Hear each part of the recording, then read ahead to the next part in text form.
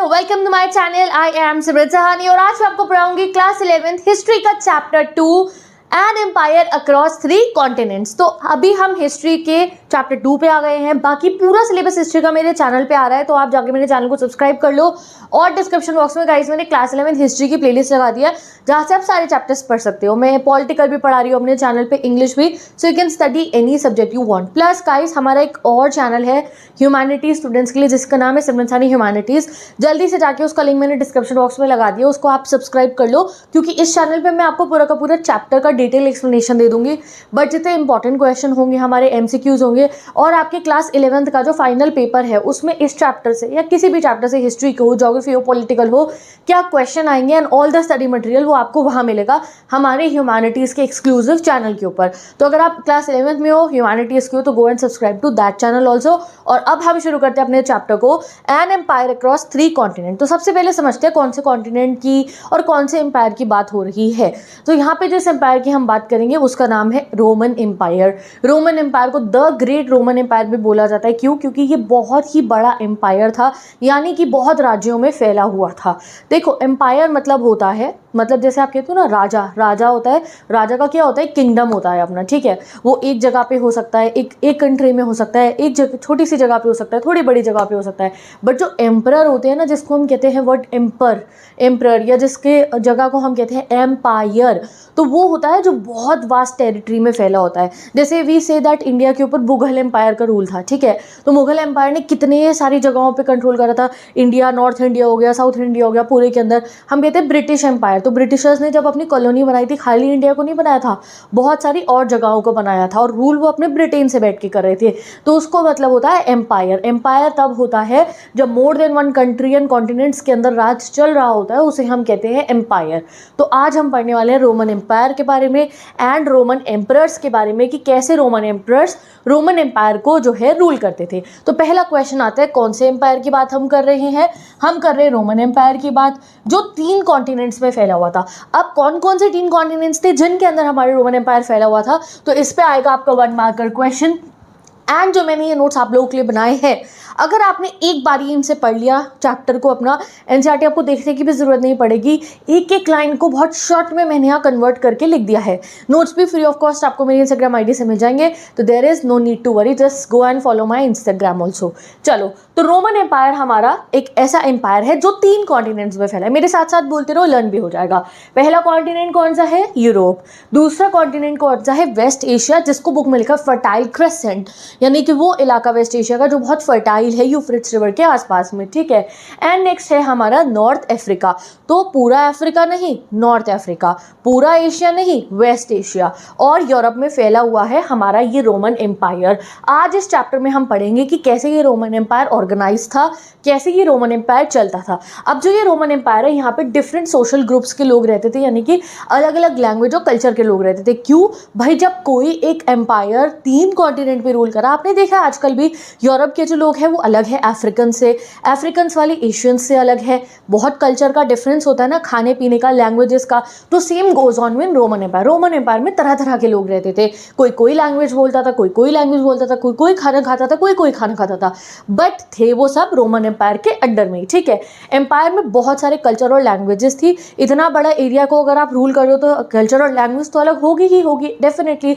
अब एक चीज़ है रोमन एम्पायर की, कि यहाँ की जो औरतें होती थी उन पे स्ट्रॉन्ग लीगल राइट्स होते थे। आगे आपको पढ़ाऊंगी मैं कि लेट रोमन एम्पायर में तो औरतों को बहुत हक मिला करते थे, जिनके लिए बाद में औरतों को लड़ना पड़ा ना, जैसे कि पापा की प्रॉपर्टी में हिस्सा मिले, ये नहीं कि बस भाइयों को हिस्सा मिले पिता की प्रॉपर्टी के अंदर उनके मरने के बाद, और जो डिवोर्स कैसे होगा, ठीक है। काफ़ी सारी चीज़ें जो हैं उनमें औरतों का बहुत हक होता था। जैसे हम यूजुअली हिस्ट्री में आगे पढ़ेंगे कि लेडीज़ के पास राइट्स नहीं होते थे, यहाँ पे रोमन एम्पायर में लेडीज़ को राइट्स दिए जाते थे। हाँ, नाइंसाफ़ी भी होती थी, बट राइट्स भी बहुत दिए जाते थे।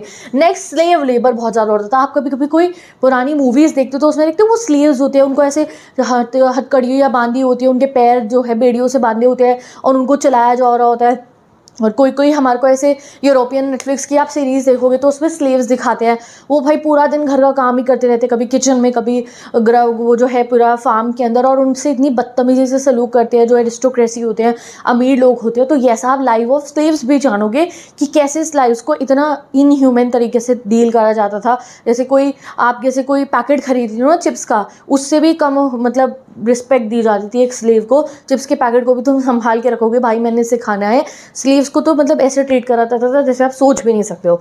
तो ये सब चीज़ें हम पढ़ने वाले हैं।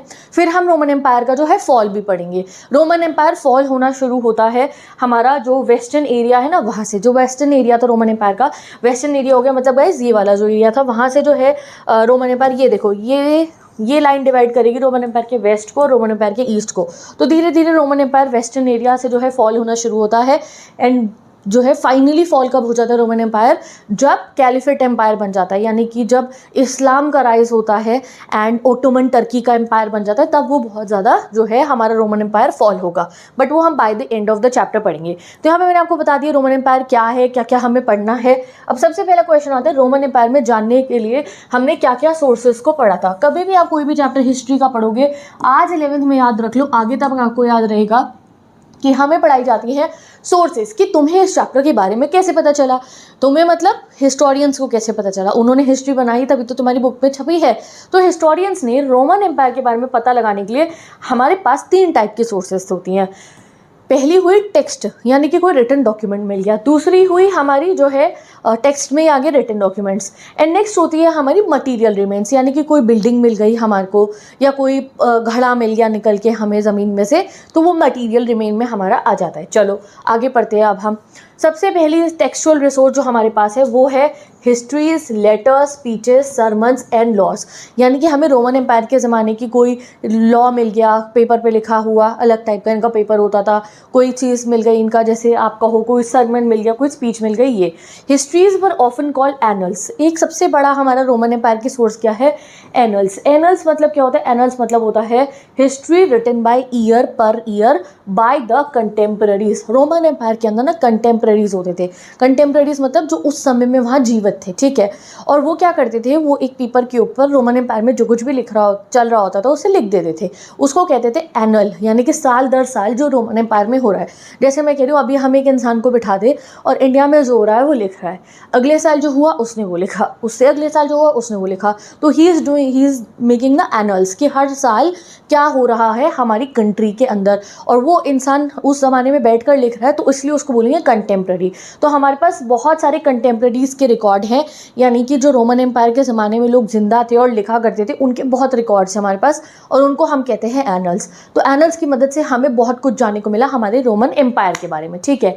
नेक्स्ट हमें बहुत सारे डॉक्यूमेंट्स मिले हैं, दोनों ही फॉर्म में, इंस्क्रिप्शन की फॉर्म में और पपायरी की फॉर्म में भी। इंस्क्रिप्शन क्या होते हैं, इंस्क्रिप्शन होते हैं जब भी आप किसी सॉलिड सरफेस, जैसे कोई पत्थर है, पत्थर पे कार्विंग करके लिखा है कि भैया ये वाले राजा ने ये वाली जो है कंट्री को कब्जा लिया, इंस्क्रिप्शन पे पत्थर पे लिखा है, या किसी हार्ड सरफेस पे लिखा है, मेटल पे लिखा है, किसी भी चीज़ पे लिखा है, इसे हम कहते हैं इंस्क्रिप्शन। जैसे मंदिरों के अंदर गढ़वा नहीं दिया जाता, जो है पत्थर के ऊपर ऐसे वाइट कलर के पत्थर पे नाम लिखवा दिया जाता है लोगों का, इन्होंने डोनेशंस दी है, या कोई सुंदर सी मंत्र लिखवा दिया जाता है, उसे हम कहेंगे इंस्क्रिप्शन। जब कोई पत्थर के ऊपर या सॉलिड सरफेस के ऊपर आप लिख रहे हो, तो इंस्क्रिप्शन भी हमें बहुत सारी मिली है, स्टोन में कार्व हुई जिन पे ग्रीक और लैटिन में लिखा था। 1 मार्कर क्वेश्चन है, याद रखना।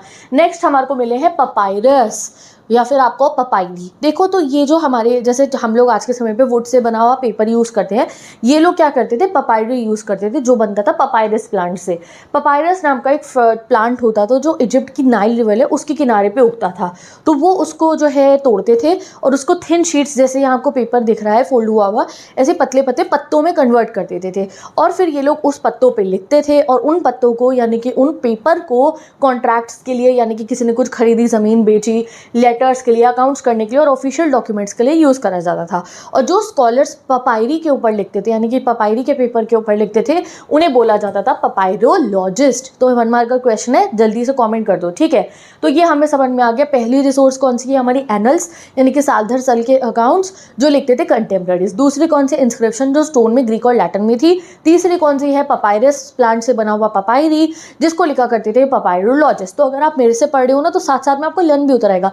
एंड हिस्ट्री बोरिंग बिल्कुल भी नहीं लगेगी, ठीक है जी। चलिए अब लास्ट हमारे पास जो सोर्स आती है वो है मटेरियल रिमेन, कि आँख को देख के आपको दिख रहा है कि आपको एक टूटा भज्जा फोर्ट मिल गया, यानी कि एक किला मिल गया, आपको कोई घर बना हुआ मिल गया, आपको कोई बाथ जो है, ये लोग बहुत बाथ बनाते थे अपने, कोई बाथ मिल गया, ये सब चीज़ें हमें मिलती थी।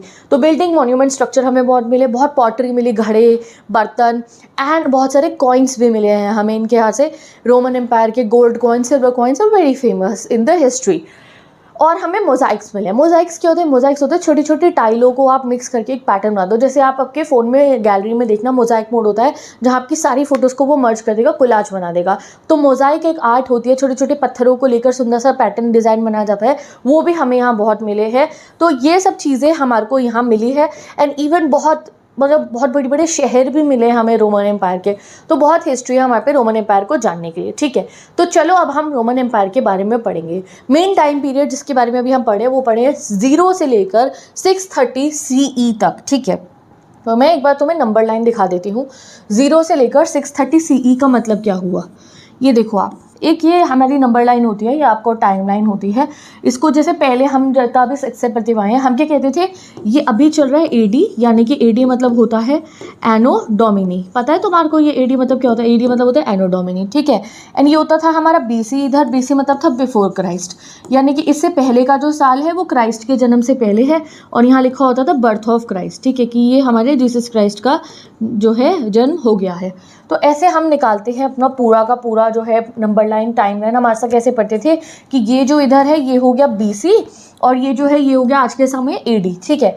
तो AD इज इक्वल टू, अगर आज के समय में बात करूँ तो अभी चल रहा है 2025 AD, ठीक है। बट फिर लोगों ने कहा कि थोड़ा इस सिस्टम को चेंज करो, क्योंकि ये बिल्कुल क्रिश्चियनिटी पे बेस्ड है। तो हमने एक और सिस्टम बना दिया हिस्टोरियंस ने, कि अब हम BC को, यानी कि जो बिफोर क्राइस्ट है, उसको हम कहते हैं BCE, या फिर इसको इंग्लिश में पूरा बोलो तो बिफोर कॉमन एरा। और जो एनो डोमिनी है, यानी कि आफ्टर गॉड, को हम क्या कहते हैं? CE, या फिर आप कह सकते हो कॉमन एरा। तो अभी 2025 CE चल रहा है, कॉमन एरा चल रहा है। तो अब आप समझ गए कौन सा टाइम पीरियड की यहाँ बात हो रही है। यहाँ बात हो रही है 0 से, तो 0 आता है यहाँ पे बर्थ ऑफ क्राइस्ट से, यहाँ से लेकर 630 CE की, यानी कि 630 AD तक की हम बात पढ़ने वाले हैं। बेसिकली इसमें हम पढ़ रहे हैं अपना जो है, आप करो 7th सेंचुरी की। 7th सेंचुरी के बारे में हम पढ़ने वाले हैं, जो हमारी 7वीं सदी थी ना, उसके बारे में पढ़ेंगे। एक बार सेंचुरी इसका भी बता देती हूँ। अगर मैं कह रही हूँ 7th सेंचुरी, तो इसका टाइम पीरियड पता है आपको क्या जाएगा? इसका टाइम पीरियड जाएगा 601 से 700 का, ठीक है। अगर मैं कह रही हूँ 8th सेंचुरी, तो इसका पीरियड जाएगा 701 से 800 का। ये है हमारी कौन सी? 8th century. तो अभी हमारी 21st सेंचुरी चल रही है, तो ये चलेगी 2001 से 2100 तक। तो ऐसे हमारी टाइमलाइन चलती है। थोड़ा सा भी हिस्ट्री के चैप्टर्स आप पढ़ना शुरू कर रहे हो तो ये समझ जाओ। तो इस चैप्टर का टाइम पीरियड हम जो अभी मेनली रोमन एम्पायर को जो अभी स्टार्ट करेंगे वो है 0 से लेके 630 CE का हम पढ़ने वाले हैं, यानी कि अर्ली 7th सेंचुरी में रोमन एम्पायर के बारे में हम पढ़ेंगे। तो अर्ली 7th सेंचुरी में रोमन एम्पायर के साथ में एक और एम्पायर बहुत पावरफुल था, जिसका नाम था ईरानियन एम्पायर। यहाँ देख लो, ये जो पर्पल से मार्क्ड है ये रोमन एम्पायर है, और इधर आप देखो यहाँ दिखा रहा है ससानियन और पर्शियन एम्पायर लिखा है, ये है हमारा ईरानियन एम्पायर। ये भी बहुत पावरफुल एम्पायर हुआ करता था। From the birth of Christ से लेके, ये मैंने आपको बताया ना, बर्थ ऑफ क्राइस्ट से लेके 630 CE तक ये दोनों एम्पायर्स बहुत पावरफुल थे एंड बहुत ज़्यादा राइवलरी, यानी कि दुश्मनी होती थी इनके बीच में। अब क्या सेपरेट करता था रोमन एम्पायर को और ईरानियन एम्पायर को? रिवर यूफ्रेट्स जो थी वो सेपरेट करती थी रोमन एंड ईरान एम्पायर को। तो 1 मार्क का क्वेश्चन है, जल्दी से याद कर लो। एक कॉम्पिटेटिव एग्जाम हो या आपके 11th क्लास का एग्जाम हो, हमेशा पूछा जा सकता है। तो रोमन एम्पायर जो है वेस्ट में था और ईरानियन एम्पायर ईस्ट में था, जैसे कि आप इस फोटो में देख सकते हो। यहाँ पे मैं आपको जूम करके दिखाती हूँ। ये देखो, ये जो पर्पल से मार्क्ड है ये पूरा का पूरा हमारा रोमन एम्पायर है। देख सकते हो कितना सा वास्ट कॉन्टिनेंट के अंदर ये है। ये देखो, ये आधा थोड़ा सा इसका यूरोप भी आ रहा है इसमें, ये आ गया हमारा east of west of Asia भी आ गया, और इधर ये नॉर्थ ऑफ अफ्रीका भी आ गया। इजिप्ट आ रहा है तो ये नॉर्थ ऑफ अफ्रीका हो गया, और ये हो गया हमारा ससीनियन एम्पायर या पर्शियन एम्पायर, या आप कहो ईरानियन एम्पायर। ईरानियंस को ही पर्शियन बोला जाता है। चलो अब हम रोमन एम्पायर के बारे में जानेंगे। तो रोमन एम्पायर की जो है बीच में जाती है मेडिटेरेनियन सी। ये देखो, ये जो सी है इसको हम कहते हैं मेडिटेरेनियन सी, और इस सी को रोमन एम्पायर का दिल यानी कि उसका हार्ट बोला जाता है। This sea is known as the heart of Roman empire. अब क्यों बोला जाता है? क्योंकि आप ये देखो गाइस, यहाँ जो है साउथ में भी, ये जो साउथ रीजन है इसमें भी जो है रोमन एम्पायर का राज है, और जो ये इधर वाला रीजन है इसमें भी रोमन एम्पायर का राज है। अब भाई राजा तो एक ही जगह पे कैपिटल सिटी के अंदर ही बैठेगा ना, जहाँ भी राजा का अपनी जगह है, बट बाकी जगहों पे जो है रूल करने के लिए जो है ये जो मेडिटेरेनियन सी होती थी ये काफ़ी अच्छा चैनल प्रोवाइड करती थी, तभी इसे दिल बोला जाता है हमारे रोमन एम्पायर का। ये देखो यहाँ से आप बोट लो, ठीक है, यहाँ बोट लो, यहाँ पहुँच जाओ, यहाँ बोट लो, यहाँ पहुँच जाओ। तो ये एक तरीके के ट्रेड मान लो या रूल करने के लिए ये एक बहुत अच्छा चैनल प्रोवाइड करती थी। अब ये रेड कलर से मार्क्ड, अभी आपको आगे दिखाऊंगी, ये जो रेड कलर से मार्क्स आपको दिख रही है, नेपल्स, रोम, ठीक है, ये आप आगे पढ़ो, आनीतोच, कॉन्स्टेंटिनोपल, डमास्कस, अलेक्जेंड्रिया, ये जो शहर है, ये जो है ना, ये रोमन एम्पायर के शहरों के नाम है। यहीं से सारा राजपाट चला करता था रोमन एम्पायर का। ये इतना टैक्स वसूल करते थे अपने लोगों से, तो ये जो मेन सेंटर्स होते थे, जो शहरों का नाम मैंने आपको बताया, यहीं से पूरा राजपाट चलता था रोमन एम्पायर का, ठीक है। तो कितना वास्ट है रोमन एम्पायर आपने देख लिया है। स्ट्रेच फ्रॉम स्पेन जो वेस्ट में है to Syria in the east, तो स्पेन है इधर यहाँ वेस्ट पे, ये देखो हिस्पेनिया, ये स्पेन है। तो ईस्ट में जो हमारा ये आप कह सकते हो कौन सा आपको देश बता रखा है, सीरिया, सीरिया तक चलता है हमारा रोमन एम्पायर। तो ये आपको पूरी की पूरी जो लोकेशन है रोमन एम्पायर की हिस्ट्री के पेपर में लिखने को आएगी। तो आप लिखोगे रोमन एम्पायर के मिड में है मेडिटेरेनियन सी जिसको उसका दिल बोला जाता है, वेस्ट में है स्पेन, ईस्ट में है सीरिया, और रोमन एम्पायर इसके आसपास की हर बाउंड्री को डील करता है।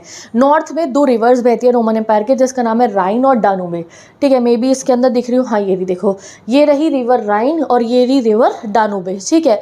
तो ये दोनों रिवर्स के नाम आपको याद रखने हैं, रिवर्स भी बहुत हेल्प करती है। और साउथ में पड़ता है सहारा डेजर्ट, ठीक है, जो मोस्ट ऑफ द यूरोप को, north African parts of west Asia को हमारा ये रोमन एम्पायर कवर करता था। तो कौन कौन सी एरिया को रोमन एम्पायर कवर कर रहा है?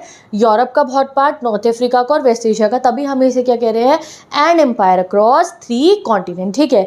अब अगर बात करें इसकी दुश्मन एम्पायर या इसका राइवल एम्पायर इरानियन एम्पायर, वो किस किस को कंट्रोल करता था? तो जो कैस्पियन सी के साउथ का जितना रीजन है उसको इरानियन एम्पायर रूल करता था, या आप कहो ईस्टर्न अरेबिया की जो जगह है और अफगानिस्तान तक भी ये रूल करता था, ठीक है जी।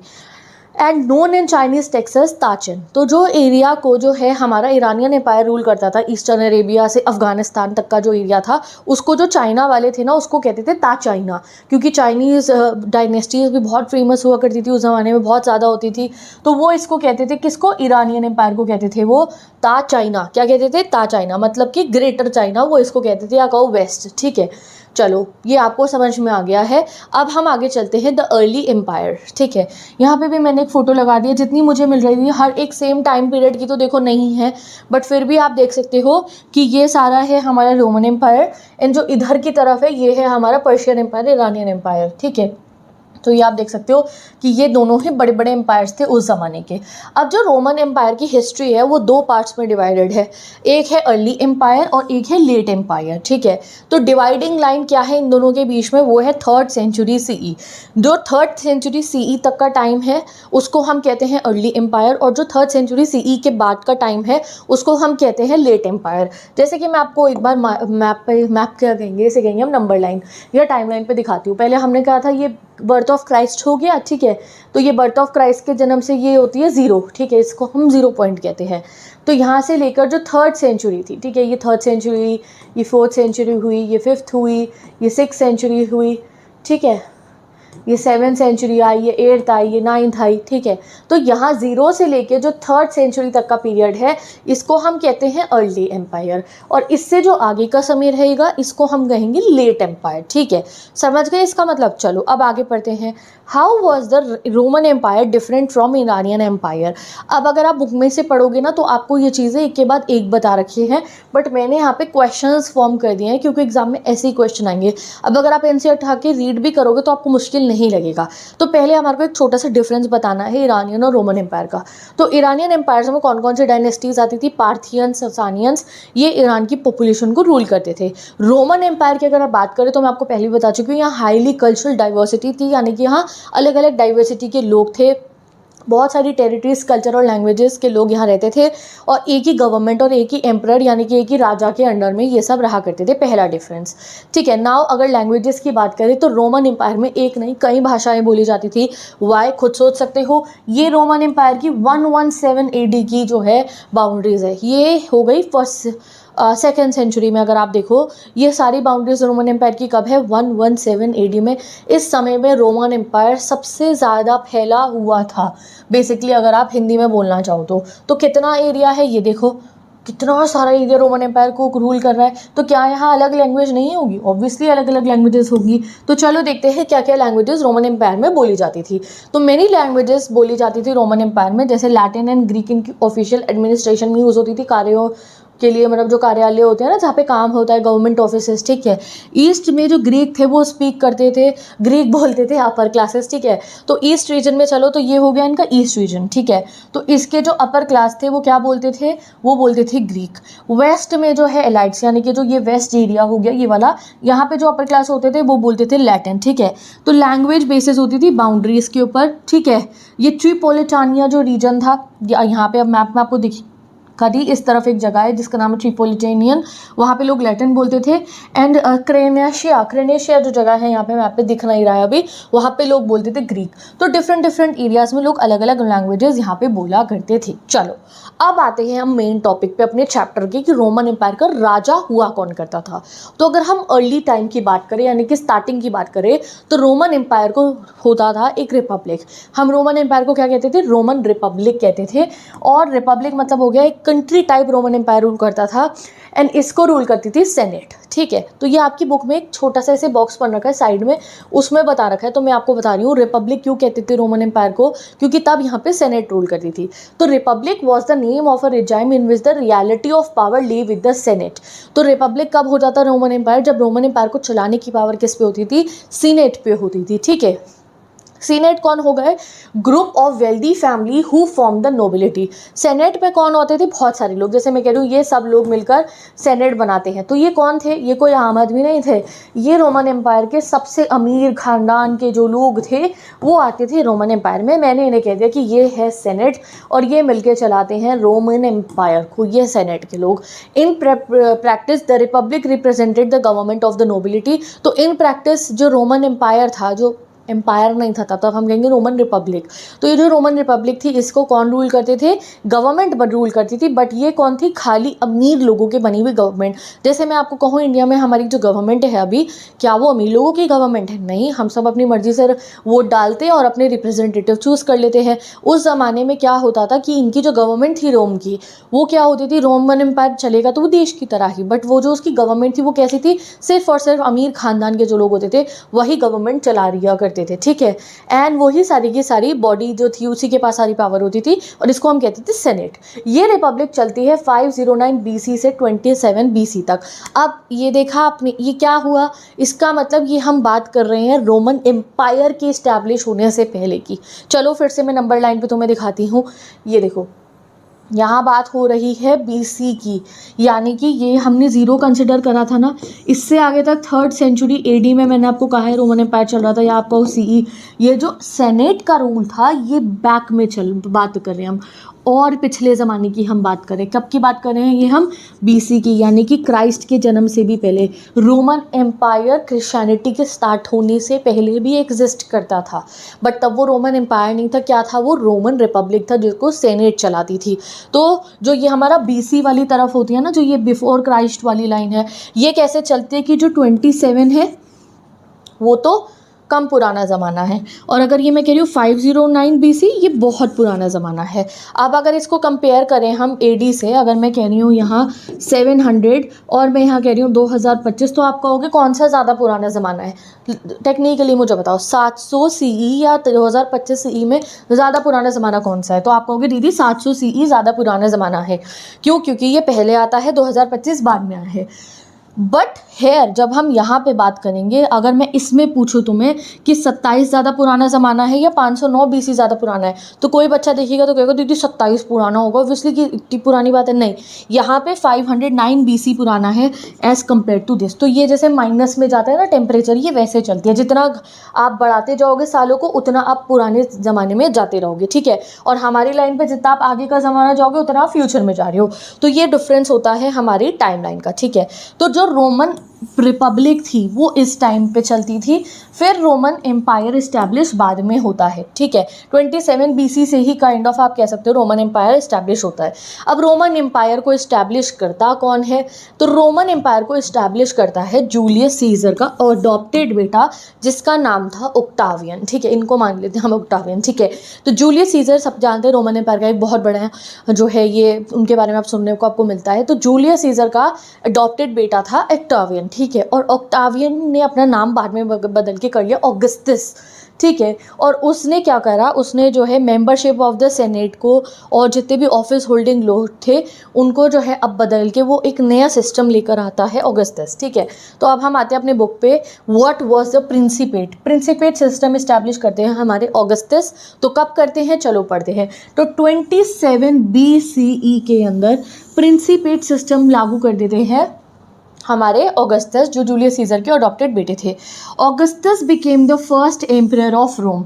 तो रोमन एम्पायर एक एम्पायर कब बना? 27 BCE के अंदर बना। उससे पहले रोम एक रिपब्लिक हुआ करती थी जहाँ पे सेनेट रूल करता था।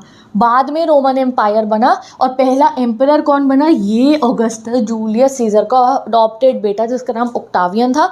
बाद में उसने कर लिया Augustus. And I have told you, जब कोई जगह एम्पायर बन जाए तो मतलब उस पर बहुत सारे एरियाज है राज करने के लिए, वो बहुत कॉन्टिनेंट्स में अपना राज चला रहा है, मल्टी कॉन्टिनेंटल राज्य को आप कहोगे एम्परर। तो पहला एम्परर कौन बना? ऑगस्टस या ऑक्टावियन। तो अब वो बन गया राजा। He held all the real power, सारी पावर उस पर ही थी, बट अपने आप को एक फिक्शनल ये दिखाने के लिए कि मैं एक एब्सोल्यूट रूलर नहीं हूँ। एब्सोल्यूट मतलब सारी पावर मेरे हाथ में, मैं कोई ऐसा कट्टर राजा नहीं हूँ कि जिस पे सारी पावर और वो अपनी मनमानी चला रहा है। उसने अपने आप को थोड़ी अच्छी इमेज देने के लिए क्या कहा कि मैं राजा एम्परर नहीं हूँ, मैं हूँ लीडिंग सिटीजन, यानी कि मैं रोम का सबसे बड़ा सबसे आगे वाला सिटीजन हूँ, लीडिंग सिटीजन हूँ। और क्या बोला गया उसको? प्रिंसेप्स, कि मैं प्रिंसेप्स हूँ, मैं राजा नहीं हूँ, एम्परर नहीं हूँ, मैं प्रिंसेप्स हूँ, यानी कि आप लोगों का लीडिंग सिटीजन। मैं सबसे आगे चलूंगा, आप सब मेरे पीछे पीछे चलोगे, रोम की जितनी जनता है। तो उसने खुद को कहा princeps. This was done to respect the senate. अब ऐसा ऑगस्टस ने क्यों किया था, राजा जी ने ऐसा क्यों किया कि खुद को एम्परर बोलने की जगह उन्होंने प्रिंसेप बोला? क्योंकि ये जो रिपब्लिक के ज़माने की सेनेट थी, वेल्दी लोगों की गवर्नमेंट जो पहले रोमन रिपब्लिक को रूल करती थी, इन पे अभी भी बहुत पावर थी। और जो सेनेट को खुश रखता था राजा, वही राजा ज़्यादा समय तक टिक पाता था, क्योंकि वेल्दी लोगों का सपोर्ट मिलेगा तभी तो राजा टिकेगा। तो इसलिए सेनेट को भी खुश करने के लिए ये खुद को क्या कहते हैं, ये खुद को कह देते हैं प्रिंसेप, ठीक है। The senate had been a central institution in Rome for centuries. तो ये बात ना बुक में इन दो पे मैंने तुम्हें रोमन रिपब्लिक की बताई, वो बुक में ऐसे कोने में ऐसे पेज पे लिखी है, बट तभी तो आपको चैप्टर समझ में नहीं आता। जो मोस्ट इंपॉर्टेंट डिटेल है वो ऐसे कोने में छोटा सा लिखा हुआ है, तो इसलिए मैंने आपको समझा दिया कि पहले रोमन रिपब्लिक हुआ करती थी, सेनेट रूल करता था, उनको आके साइडलाइन करा ऑगस्टस ने, बट फिर भी उनको थोड़ा अच्छा फील कराने के लिए कि भाई तुम्हारे से सारी पावर नहीं ली है, रिस्पेक्ट देने के लिए वो खुद को प्रिंसेप कहता है। It represented the aristocracy. फिर जो ये सेनेट थे वो एरिस्टोक्रेसी बन गए, यानी कि सबसे वेल्दी क्लास रोम की। एंड इटालियन लैंडोइंग फैमिलीज इसमें आती थी, ज़्यादातर इटली की जो लैंडोइंग फैमिलीज थी ये इसमें आती थी, ठीक है। Most surviving Roman histories in Greek and Latin were written by authors from senatorial families only। यानी कि जो हम आज के समय पे रोमन एम्पायर के बारे में जितना पढ़ते हैं वो सब ये सेनेट के लोग ही पढ़े लिखे होते थे, इन्हीं के बच्चे आगे जाके ये सब किताबों में लिखा करते थे। इसीलिए these sources judge emperors based on the attitude and behavior towards the senate। इसलिए जब भी आप किसी राजा के बारे में पढ़ोगे ना तो सोचना कहीं ना कहीं वो सेनेट ने ही लिखा है, और सेनेट उसी राजा के बारे में अच्छा लिखता था जिसको सेनेट पसंद करती थी। अगर राजा सेनेट के साथ अच्छा नहीं होता था तो वो क्यों अच्छा लिखेंगे उनके बारे में, ठीक है। नाउ बहुत सारे सेनेटर्स ऐसे थे जो चाहते थे कि यार ओल्ड रिपब्लिक का रूल आ जाए, ये जो राजा बन गया है ना, या जो एक एम्परर होगा वो रूल करेगा, ये हट जाए, गवर्नमेंट बने, एक पूरी बॉडी बने सेनेट की, जैसे आजकल गवर्नमेंट होती है, बहुत सारे लोग हैं ना गवर्नमेंट चलाने वाले, एक राजा थोड़ी है, ठीक है। राजा तो पहले ज़माने में होते थे। तो अब क्या हुआ, उन्होंने उस समय पे अजीब चीज़ हुई कि गवर्नमेंट हट के एक राजा आ गया था, क्योंकि वो भी कोई बहुत अच्छा काम नहीं करते थे, वो भी लूटते थे लोगों को, राजा भी लूटता था। तो वो चाहते थे सेनेटर्स कि भैया रिपब्लिक के डे आ जाए, बट रिपब्लिक रिपब्लिक के डे अब आने वाले नहीं थे। क्यों? क्योंकि जो है हमारे रोमन एम्पायर के अंदर अभी तक आप 2 मेन लोग पढ़ चुके हो जो राजपाट करते थे, एक एम्परर या फिर आप कहो प्रिंसिप, ठीक है, राजा के हाथ में तो सारी कमान है ही। दूसरे आपने पढ़ लिया होते थे सेनेट। एक तीसरी भी थी जिसके पास रोमन एम्पायर को चलाने का बहुत हक होता था, वो था आर्मी। एंड इनफैक्ट ये तीसरी नहीं थी, ये इन तीनों बॉडीज़ में से सबसे ज़्यादा पावरफुल थी। तो रोमन एम्पायर को एम्परर, सेनेट एंड आर्मी मिलकर चलाया करती थी, और आर्मी बहुत की इंस्टीट्यूशन थी रोमन एम्पायर में, ठीक है। तो रोमन एम्पायर की जो आर्मी होती थी वो पेड प्रोफेशनल आर्मी होती थी, यानी कि उनको पैसे दिए जाते थे, सैलरीज मिलती थी। वो कॉन्स्क्रिप्टेड आर्मी नहीं थी। कॉन्स्क्रिप्टेड आर्मी मतलब होती है फोर्स्ड आर्मी। जो इनका बराबर वाला एम्पायर था अरानियन एम्पायर, यहाँ पे फोर्स्ड आर्मी होती थी, यानी लोगों को ज़बरदस्ती आर्मी में भर्ती करा जाता था। बट यहाँ पे जो है रोमन एम्पायर में लोगों को काफ़ी मोटा पैसा मिलता था आर्मी ज्वाइन करने के लिए। मिनिमम 25 साल तक एक सोल्जर जो है आर्मी में काम कर सकता था। बाय 4th सेंचुरी तक रोमन एम्पायर में लगभग 6 लाख सोल्जर्स थे, और यानी कि पूरे वर्ल्ड की सबसे बड़ी आर्मी रोमन एम्पायर की हो चुकी थी। एंड इसीलिए जो है आर्मी के पास इतनी पावर होती थी कि वो एम्परर को भी चेंज कर सकती थी। मतलब अगर आर्मी को राजा पसंद ना आए तो वो बगावत करके राजा को भी बदलवा सकती थी, इतनी पावर होती थी आर्मी में। और जो सोल्जर्स होते थे उनसे सेनेट बहुत सड़ती थी। क्यों? क्योंकि सेनेट ना वेल्थ मैनेज बहुत करते थे, और ये जो सोल्जर्स होते थे इनकी हमेशा ये डिमांड रहती थी, हमारे पैसे बढ़ा दो, हमारी सर्विस कंडीशन अच्छी कर दो। एंड कभी भी ये लोग म्यूटिनी कर देते थे। म्यूटिनी मतलब जंग करने शुरू कर देते थे, किसी जनरल से किसी राजा पे जाएंगे, उस पर हमला कर देंगे। तो वो काफ़ी आर्मी वाले ऐसे गुस्से में रहते थे इनकी जो आर्मी होती थी। तो इसलिए सेनेट इनसे डरती भी थी और इन्हें हेट भी करती थी, क्योंकि आर्मी के रहते सेनेट अपना जोर नहीं चला पाती थी।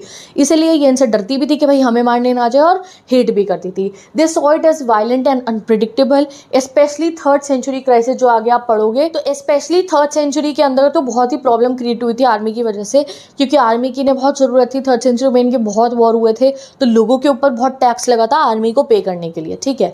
चलो अब आगे पढ़ते हैं हम। The key players in the Roman political power. कौन कौन मेन रोल होता था लोगों का रोमन की पॉलिटिकल पावर में? तो 3 मेन प्लेयर्स थे, मैं आपको बता चुकी हूँ, एम्परर, एरिस्टोक्रेसी, आपको सेनेट, और तीसरा हो गया आर्मी।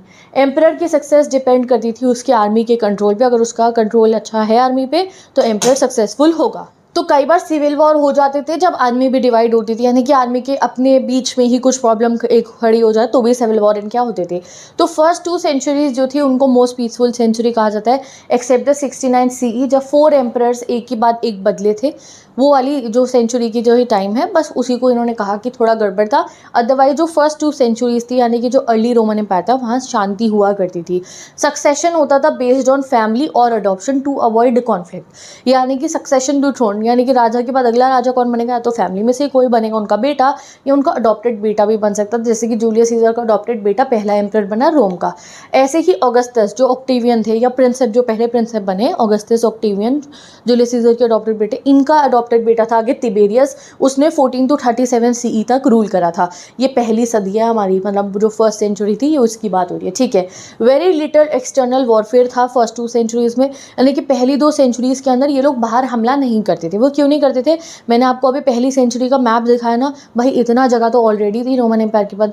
हमला आप करते दूसरी जगहों को लूटने के लिए, कब्जा करने के लिए, इतनी जगह पहली कब्जे में थी, और कहाँ कहाँ करते इसलिए। Empire was already so vast, तो इसलिए एक्सपेंशन अननेसेसरी था। एज ऑफ ऑगस्टस जो है, जो पहली एम्परर की एज थी, उसको पीस के लिए माना जाता है, क्योंकि उससे पहले भी इन्होंने बहुत वॉर करी थी, तो अब पीस आया था। ओनली मेजर एक्सपेंशन जो हुआ था फर्स्ट सेंचुरी के अंदर, वो करा था त्राजन की कैंपेन ने।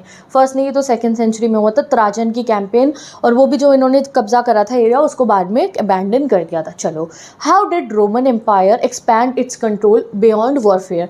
अब एक तो तरीका होता था रोमन एम्पायर के पास में कि अगर उसे, मैं कह रही हूँ ये रोमन एम्पायर है, इसे अगर इस वाले एरिया पे कब्जा करना है तो ये यहाँ जाके हमला करेगा।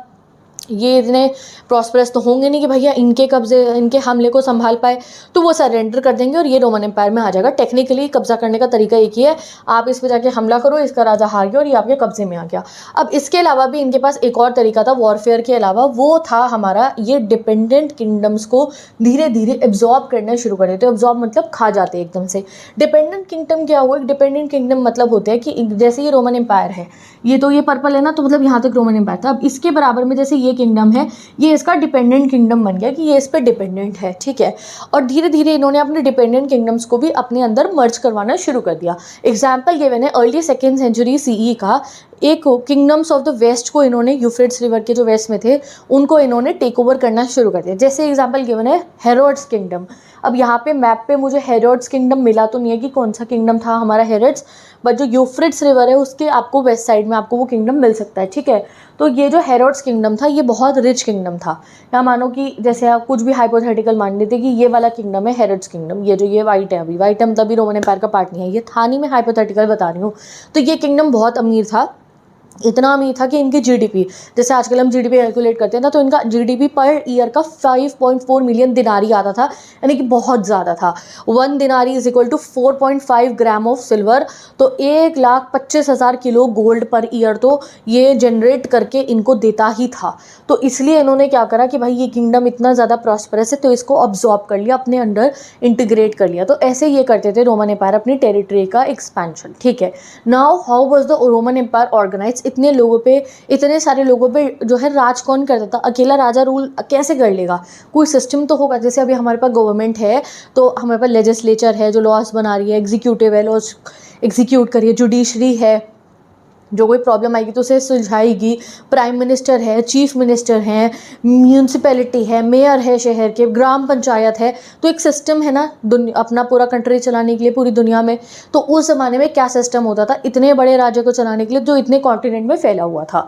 तो सबसे पहले इन्होंने बना रखी थी अपनी प्रोविंसेस। प्रोविंस मतलब हो गई स्टेट, जैसे आजकल होती है ना यूपी बिहार, इन सबको हम स्टेट कह रहे हैं। तो इन्होंने अपनी स्टेट बना रखी थी। हर स्टेट में टैक्स कलेक्टर्स होते थे जो टैक्स कलेक्ट करते थे। बट इटली जो था, Italy particular Italy Roman empire का, वो कोई प्रोविंस यानी कि आप कहो स्टेट नहीं था, वो सेंटर माना जाता था, यानी कि राजा इटली में बैठता था ज़्यादातर, ठीक है। एंड टैक्स फ्री था वो, ठीक है, टैक्स फ्री होता था। वहाँ पे जो इटली में रह रहे हैं लोग वो टैक्स नहीं देंगे। ऑल अदर रीजन्स व प्रोविंसेस एंड हैड टू पे टैक्सेस। उसके अलावा जितने भी रीजन्स होते थे वो प्रोविंसेस से होते थे और उन्हें टैक्स पे करने थे। बाय 2nd सेंचुरी CE जो हमारा रोमन एम्पायर है वो Scotland to Armenian Sahara to Euphrates तक फैल गया था। यानी कि आप ये देखो, ये स्कॉटलैंड इधर आया ना, ये स्कॉटलैंड से लेके Armenia, Armenia is kind of here, यहाँ पे है ये रहा आर्मीनिया, इसको भी कब्जा कर लिया था। एंड यहाँ पे यूफ्रेट्स रिवर से लेके सहारा तक पूरा का पूरा एरिया रोमन एम्पायर में आ गया था। तो इतनी ह्यूज एरिया को कैसे वो मैनेज करते थे? नो मॉडर्न गवर्नमेंट सिस्टम तो नहीं था, तो मैनेज कैसे होता था? ये तो नहीं ना कि चीफ मिनिस्टर हैं, प्राइम मिनिस्टर है, प्रेसिडेंट है, वो चला रहे हैं सरकार, नहीं। ये मैनेज करते थे अर्बनाइजेशन के थ्रू। अर्बनाइजेशन मतलब शहर बना के, वो जो मैंने रेड से मार्क करके दिखाए थे ना स्टार्टिंग में, हाँ वही। तो ये लोग क्या करते थे, इन्होंने बिग बिग सिटीज़ को मेन सेंटर्स मार्क कर रखा था, जैसे कि काथरेज, अलेक्जेंड्रिया, अनीतोज, ये इनके मेन इंपीरियल कंट्रोल की जगह थे, यानी कि जहाँ राजा की मेन पकड़ होती थी। ये सिटीज़ हेल्प करती थी रोमन एम्पायर को कलेक्ट करने में टैक्सेस उसके सराउंडिंग रूरल एरियाज से। टैक्स कैसे कलेक्ट होता था? जो लोकल अपर क्लास होते थे वो रोम के साथ जो है कोलैबोरेट करते थे लोगों से टैक्सेस वसूलने के लिए। जैसे मैं आपको इस वाले मैप से एग्जाम्पल से ही दिखाऊंगी, मैप में ही जो हाँ मैप, ये वाला मैप है यहाँ पे, ये देखो, ठीक है, ये देखो, ये रहा अनीतोज, ये रहा अलेक्जेंड्रिया। तो जैसे अगर मैं अनीतोज की बात करूँ, ये इनके मेन इंपीरियल शहर थे। तो यहाँ पे क्या होता था, इसके यहाँ पे बहुत सारे कौन होते थे? टैक्स कलेक्टर्स होते थे। और रोमन एम्पायर के सेनेट के लोग भी होंगे यहाँ पे, आर्मी भी यहाँ पे होगी, ऑब्वियसली हर शहर में है। तो इस शहर के आसपास के जितने गांव हैं और इस शहर के आसपास की जगहों से टैक्स कलेक्ट करने की जिम्मेवारी हो गई अनीतोज के टैक्स कलेक्टर्स की। अलेक्जेंड्रिया के आसपास की जगहों की, यानी कि ये पूरी अलेक्जेंड्रिया के आसपास की जगहों की टैक्स कलेक्ट होकर अलेक्जेंड्रिया पहुँचेगा। यहाँ पे अगर हम करें जो है रोम का, जो चलो यहाँ इटली तो इनकी कैपिटल हो गई, ठीक है। अदरवाइज़ ये टैंजीज जो हो गए, यहाँ पे ये तो टैक्स फ्री जगह थी ना, हर जगह से उनका टैक्स कलेक्ट करके पहुँच जाता था। तो इन जब जगहों पे टैक्स कलेक्ट होके पहुँच गया तो वो अल्टीमेटली राजा के पास पहुँच ही जाएगा, ठीक है। तो इस तरीके से ये अपना गवर्नमेंट चलाते थे। ये शहरों को बहुत बड़ा दर्जा देते थे और वो बड़े दर्जे का शहर अपने आसपास से जो है टैक्स वसूल कर लिया करता था, ठीक है। तो अभी हम काफ़ी आगे पहुँच गए, वापस चलते हैं अपने एडमिनिस्ट्रेशन के सिस्टम पे। तो यहाँ पे आपको समझ में आ गया है how did the huge empire was manage. तो वो अर्बनाइजेशन से होता था। Cities were centres of control and administration. Big cities का नाम याद रखो, कार्थेज, अलेक्जेंड्रिया, अनितोच, इनको सेंटर माना जाता था इंपीरियल सर्विसेज का। यहाँ पे रोमन गवर्नमेंट होती थी जो टैक्स कलेक्ट करने में हेल्प करती थी। रूरल एरिया से अपर क्लास जो होते थे वो जाते थे टैक्स कलेक्ट करने के लिए। ठीक है, चलो आगे पढ़ते हैं। From 2nd to 3rd century CE अब शिफ्ट होने लगता है रोमन एम्पायर में पावर में। जो प्रोविंशियल एलाइट्स थे आउटसाइड द इटली वो मोर पावरफुल हो जाते हैं। आउटसाइड द इटली मतलब क्या हुआ, जैसे मैंने आपको बताया कि इटली तो यहाँ सेंटर में हो गया। ठीक है, इसके अलावा भी तो बहुत शहर थे यहाँ पे, जैसे अलेक्जेंड्रिया हो गया, अनितोच हो गया, इनके अंदर भी तो सेनेट या आप कहो पावरफुल लोग थे, अमीर अमीर लोग थे। तो धीरे धीरे ये लोग टैक्स भी आ रहा था, इनके पास सारा टैक्स आता था कलेक्ट करके। तो इटली वाले जो नोबल्स थे, आपको इटली की जो सेनेट थी, धीरे धीरे ना इनकी पावर कम होने लगती है और जो एलाइट्स यानी कि जो अमीर लोग बाकी शहरों के थे वो ज़्यादा पावरफुल हो जाते हैं। Now they started commanding आर्मीज and governing provinces. फिर जब वो लोग अमीर हुए तो उन्होंने आर्मी को भी कंट्रोल करना शुरू कर दिया और उन्होंने प्रोविंसेस को गवर्न करना शुरू कर दिया। एम्परर गैलिनियस जो थे 53 से लेकर 68 CE तक, इन्होंने क्या करा, इन्होंने बैन कर दिया था सेनेटर्स को from army post to stop them from taking control. अब ये ना सेनेटर्स क्या कर रहे थे, इधर उधर वाली प्रोविंसेस का यही जाके आर्मी ज्वाइन कर रहे थे। तो उससे तो गड़बड़ हो जाता ना। मैंने आपको कहा था कि जिस आर्मी पे पावर है वही आर्मी की पावर बहुत ज़्यादा इंपॉर्टेंट थी। अगर आर्मी सपोर्ट करेगी उसका सेनेट का तो सेनेट बढ़िया चलेगी, एम्परर का करेगी तो एम्परर का। अब अगर सेनेट ही आर्मी को जाके रूल करने लग जाएगी या आर्मी बन जाएगी तो सेनेट दोबारा से पावरफुल हो जाएगी। इसीलिए उस एम्परर ने क्या करा, हमारे गैलिनियस ने, कि वो उसने सेनेटेरियल लोग जो थे यानी कि जो अमीर लोग ऑलरेडी वहाँ रोमन एम्पायर के थे उनको कहा कि तुम आर्मी में भर्ती नहीं ले सकते हो। ठीक है, व्हाट हैपेंड टू इटली की इंपॉर्टेंस, धीरे धीरे इटली की पावर और इकोनॉमिक पावर डिक्लाइन होने लग गई। क्यों? क्योंकि जैसे जैसे राज्य फैला इन्होंने अलग अलग शहरों को कहा तुम टैक्स कलेक्ट करो, तो वो टैक्स कलेक्ट करके वहीं जाता था, वहाँ के लोग अमीर हो रहे थे, वहाँ के लोगों पर ज़्यादा पावर आ रही थी।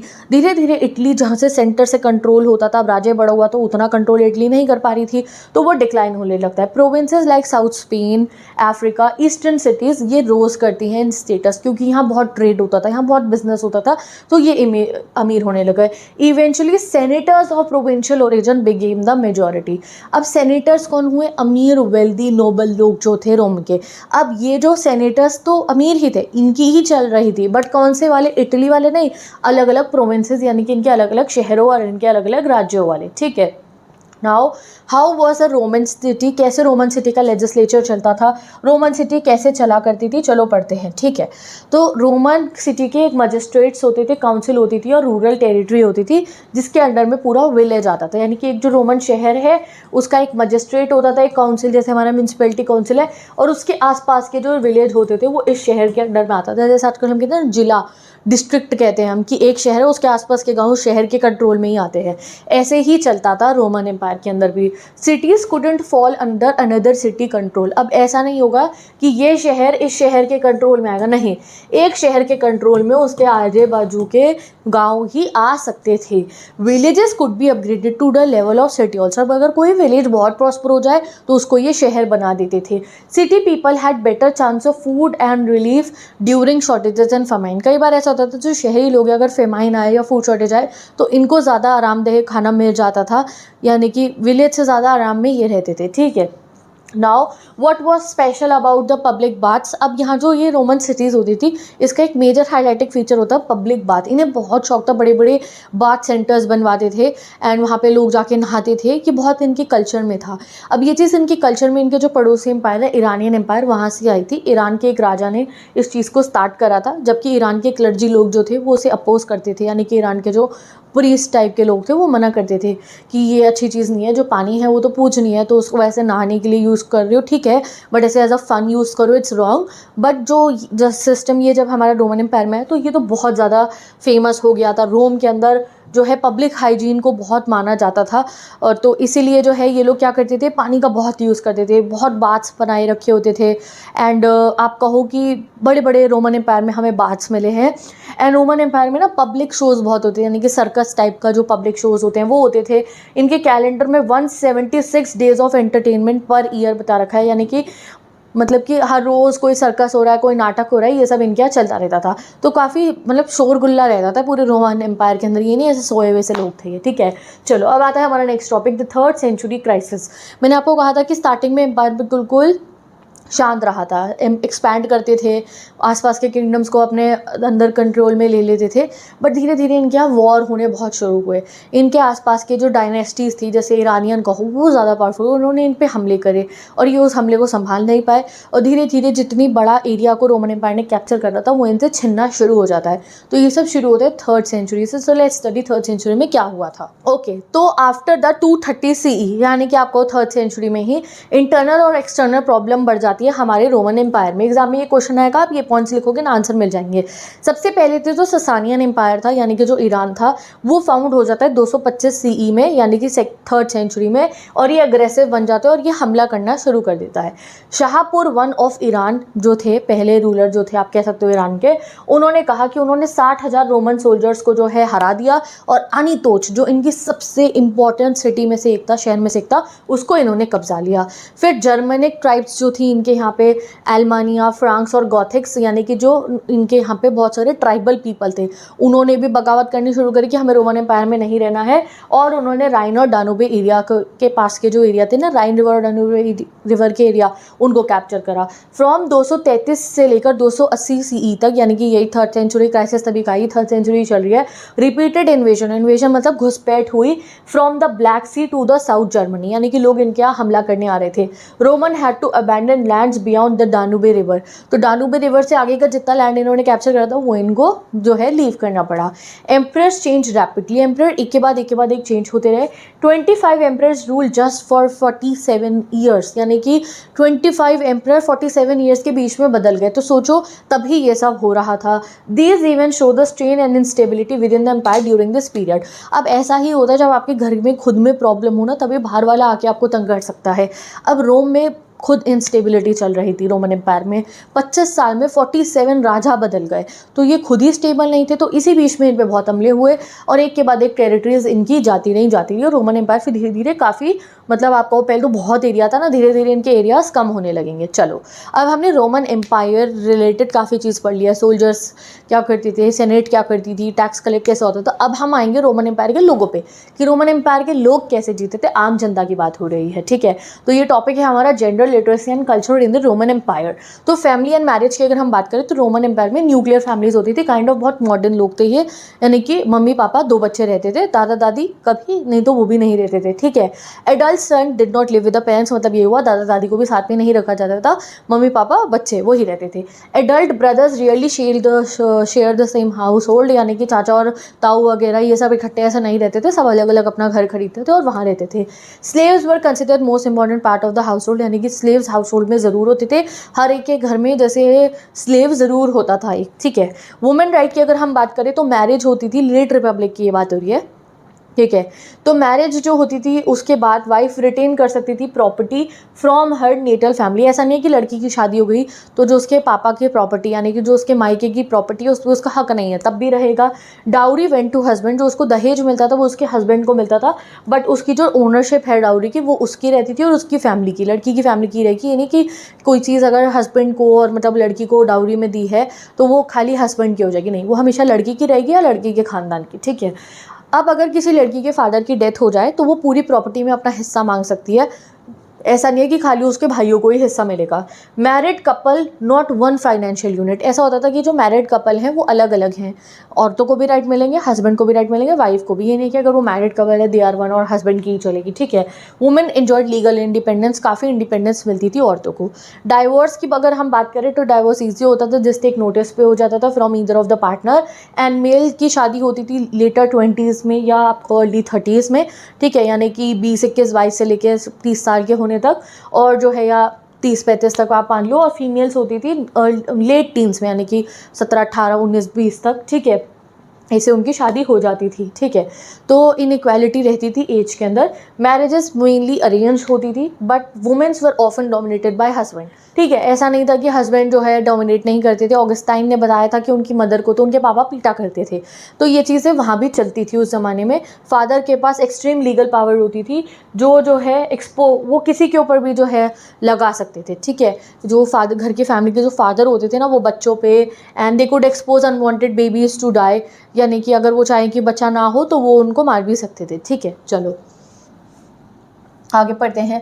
लिटरेसी इन द एम्पायर, अगर पढ़ाई लिखाई की बात करें रोमन एम्पायर की, तो लिटरेसी वेरी थी अक्रॉस द कॉन्टिनेंट। कुछ ऐसे एरिया थे जहाँ पर बहुत पढ़ा लिखे लोग थे, कहीं पे नहीं थे। जैसे पॉम्पी जो उनका शहर था, वहाँ पे 79 CE में इतनी कैजुअल लिटरेसी थी, यानी कि हर एक को पढ़ना लिखना आता था। एडवर्टाइजमेंट, वॉलपेपर, ग्राफिटी, ये सब हमें दिखा है। इजिप्ट की अगर हम बात करें तो इजिप्ट में भी बहुत पढ़े लिखे लोग थे। सबसे ज़्यादा प्रोफेशनल स्क्राइब होते उस जमाने के लोग जिन्हें लिखना आता था, वो हमें इजिप्ट से मिले हैं। देखो कुछ लोग होते थे जिनको लिखना पढ़ना नहीं आता था, ठीक है, पढ़ना भी नहीं आता था और लिखना नहीं आता था, ठीक है। तो इजिप्ट में भी ऐसे लोग थे जिनको नहीं आता था, बट इजिप्ट में स्क्राइब ज़्यादा थे।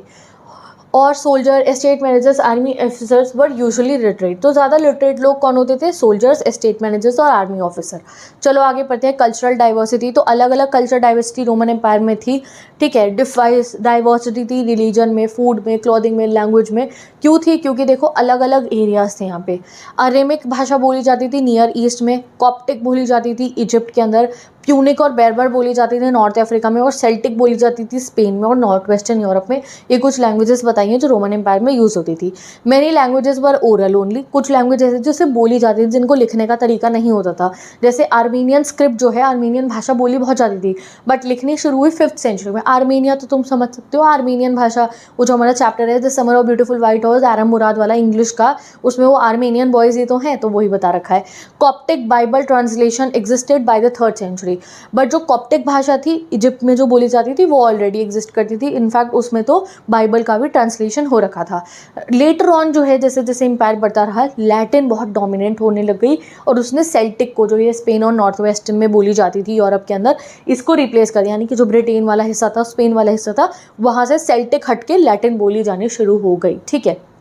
चलो अब हम बात करते हैं economic expansion of the Roman empire. तो how did the Roman empire expanded economically, पैसा कैसे कमाते थे ये, क्या तरीका था इनका पैसा कमाने का, क्या करते थे ये। तो रोमन एम्पायर के पास बहुत सारे हार्बर थे। हार्बर होती है समुद्र के पास की जगह, ऑब्वियसली थी, मेडिटेरेनियन सी तो बीच में है, तो हार्बर बहुत सारे थे जहाँ पे शिप्स के अंदर आप चीज़ें रख सकते हो और इधर से उधर भेज सकते हो। माइंस थी, यानी कि गोल्ड माइन का आप लोग का हो, मिनरल्स की जितनी भी माइंस बहुत थी, क्वेरीज थी, ब्रिक यार्ड थे, ईंट के भट्टे थे, ऑलिव ऑयल की फैक्ट्री बहुत थी। आज के समय पे भी स्पेन का, इन सब जगहों का ऑलिव ऑयल इतना फेमस होता है। तो मेजर ट्रेड आइटम्स इनकी होती थी, वीट, वाइन, ऑलिव ऑयल, ये बेचा करते थे एंड कंज्यूम भी करते थे बहुत सारी क्वांटिटीज़ में। ये स्पेन से, गैलिक प्रोविंस यानी कि फ्रांस से, नॉर्थ अफ्रीका और इजिप्ट में बहुत सारा वीट, वाइन, ऑयल बनता था, एंड इटली के भी कुछ जगहों तक ये सब चीज़ें उगाई जाती थी, बनाई जाती थी, ठीक है। नाउ अगर हम बात करें, हमें बहुत बड़े बड़े एविडेंस मिले हैं। ये देखो, आपको मैं अभी पहले फ़ोटो दिखाती हूँ। ये घड़े दिख रहे हो मिट्टी के, इन्हें कहते हैं एम्फोर, ठीक है। यही है, ऐसे ऐसे बहुत दिखते हैं। बुक के अंदर तो और अच्छी इमेज बता रखी है। तो इनको हम कहते हैं एम्फोरी। ये क्या होते हैं? इन वाले जो एम्फोरी है, इनमें क्या होता था, कुछ वाइन टाइप का, कुछ लिक्विड टाइप का मटेरियल ये लोग भर देते थे और इसको जो है इधर से उधर बेचने के लिए यूज़ करा जाता था।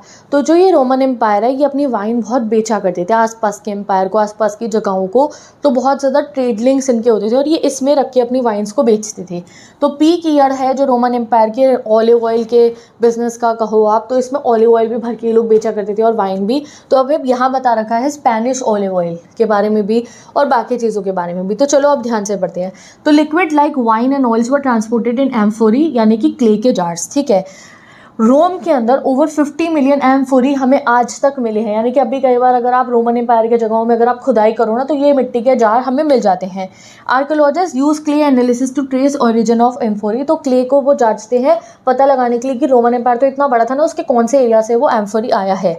दे can tell what was inside it, ये भी पता लगा लेते हैं इनसाइड क्ले के अंदर वाइन रखी गई थी या ऑयल रखा गया था और वो किससे बना हुआ है। सबसे पहले अगर हम बात करें स्पेनिश ऑलिव ऑयल बूम का, ठीक है, तो सबसे पीक ईयर था स्पेन के ऑलिव ऑयल बिकने के 140 से 160 सीई में। ऑलिव ऑयल एक्सपोर्ट होता था एम्फोरी में, जिसको कहा जाता था ड्रेसल 20। 1 मार्क का क्वेश्चन याद रखना। वाइड डिस्ट्रीब्यूशन ऑफ ड्रेसल 20 हमें मिला है, बहुत ज़्यादा इधर से उधर इसको बेचा जाता था, ठीक है। Spanish produces outcompeted Italians likely due to better quality and lower prices. अब देखो इटली के अंदर भी ऑलिव ऑयल प्रोड्यूस होता था, बट जो स्पेन वाला था वो अच्छी क्वालिटी का था और ऊपर से सस्ता था, तो ये इसको आगे बढ़ जाता है इससे, ठीक है। कॉम्पिटिशन बिटवीन अदर रीजन्स भी होते थे, जैसे कि big land owners from different provinces competed for markets, यानी कि अलग अलग प्रोविंसेस से बिग लैंड ओनर जो होते थे वो मार्केट के लिए कि हम अपना सामान यहाँ जाके बेचेंगे, हम अपना सामान यहाँ जाके बेचेंगे, उसके लिए लड़ते थे। North Africa dominated oil production in the 3rd-4th century. अगर 3rd-4th सेंचुरी की बात करें तो नॉर्थ अफ्रीका में सबसे ज़्यादा ऑयल प्रोडक्शन होता था। आफ्टर 425 CE ईस्ट मेडिटेरेनियन यानी कि आपको एशिया, सीरिया, पैलेस्टाइन, यहाँ पे ऑयल प्रोडक्शन ज़्यादा था।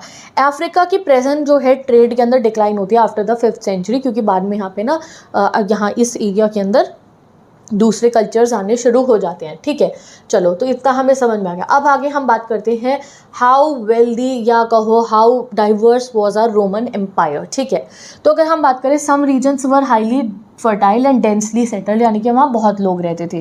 कंपेनिया यानी कि इटली, वो फेमस था हाई क्वालिटी वाइन के लिए। सिसिलियन बाइजेनियम यानी कि टूनेशिया जो है, ये लार्ज क्वांटिटी ऑफ वीट जो है वो रोमन एम्पायर को भेजता था। फायम यानी कि इजिप्ट, ये एग्रीकल्चर का अड्डा था, आप ये कहो फर्टाइल एग्रीकल्चर बेसिन सबसे ज़्यादा इजिप्ट में होता था। गैलीली, इस पे बहुत ज़्यादा कल्टीवेशन होती थी, यहाँ पे जो है सॉइल बहुत अच्छे थे, ठीक है। साउथर्न गॉल यानी कि गैलियन, ये फ्रेंच एरियाज़ हैं, आप ये मानो, ठीक है। यहाँ पे भी वेल्दी एंड वेल डेवलप लोग रहते थे। बतेशिया यानी कि जो साउथ ऑफ स्पेन है, वहाँ ऑलिव ऑयल बहुत ज़्यादा उगाया जाता था फ्रॉम द आप कहो एस्टेट्स जो होते थे, वो लोग बहुत उगाया करते थे और मतलब ऑलिव्स को उगाते थे और ऑयल बनाते थे। लेस डेवलप्ड एरियाज़ कौन कौन से थे? जो मॉडर्न अल्जीरिया है यानी कि नुमीडिया जो जगह है रोमन एम्पायर की, आज के समय का अल्जीरिया जो है, वो जो है ज़्यादा प्रॉस्परस नहीं था। यहाँ पे जो लोग थे वो ट्रांस ह्यूमन्स करते थे। ट्रांस ह्यूमन्स मतलब होता है यानी कि सर्दियों में वो है प्लेन एरियाज़ में आ जाएंगे, वहाँ पे रहेंगे, और जो गर्मियाँ होंगी तो वो पहाड़ों पे चले जाएंगे, ठीक है। उनके पास अपने जानवर वगैरह होते हैं, उन्हीं को लेकर वो बंजारों की तरह घूमते रहते हैं, ठीक है। ट्रांस ह्यूमन्स वो प्रैक्टिस करते थे। Herders, people lived in mobile mapalia यानी कि ओवन शेप्ड हट्स में लोग रहा करते थे। ये जो ट्रांस ह्यूमन्स करते थे, अपनी हट बनाते थे, उसमें रहते थे। Roman expansion restricted pastures and movement. अब जो रोमन एम्पायर जो बहुत आगे आगे बढ़ता रहता था, तो ये पैस्चर्स यानी कि अपने इन लोगों को जो जानवरों को चरवाना होता था ना, उनको जगह नहीं देते थे और उनको मूव करने की जगह नहीं देते थे। नॉर्दर्न स्पेन में भी इतनी डेवलपमेंट नहीं थी, ये लार्जली अनडेवलप्ड था। यहाँ पे लोग सेल्टिक बोलते थे। Lived in hill top villages called castella, ठीक है। तो ये कहाँ रहते थे? हिल टॉप पे बने हुए विलेजेस में रहते थे। ये एरिया रोमन एम्पायर का इतना एडवांस नहीं था। चलो, अब रोमन इकोनॉमी के बारे में बात करें कि रोमन इकोनॉमी प्रिमिटिव हमेशा नहीं थी, ठीक है। Advance use of water system था, इनका एग्रीकल्चर अच्छा था, तो ये वाटर काफ़ी अच्छा, वाटर पावर्ड मिल्स थी मेडिटेरेनियन सी के पास में, यानी कि वाटर व्हील वगैरह होता है ना, तो इरीगेशन करने के लिए ये वाटर पावर मिल्स थी इन पे।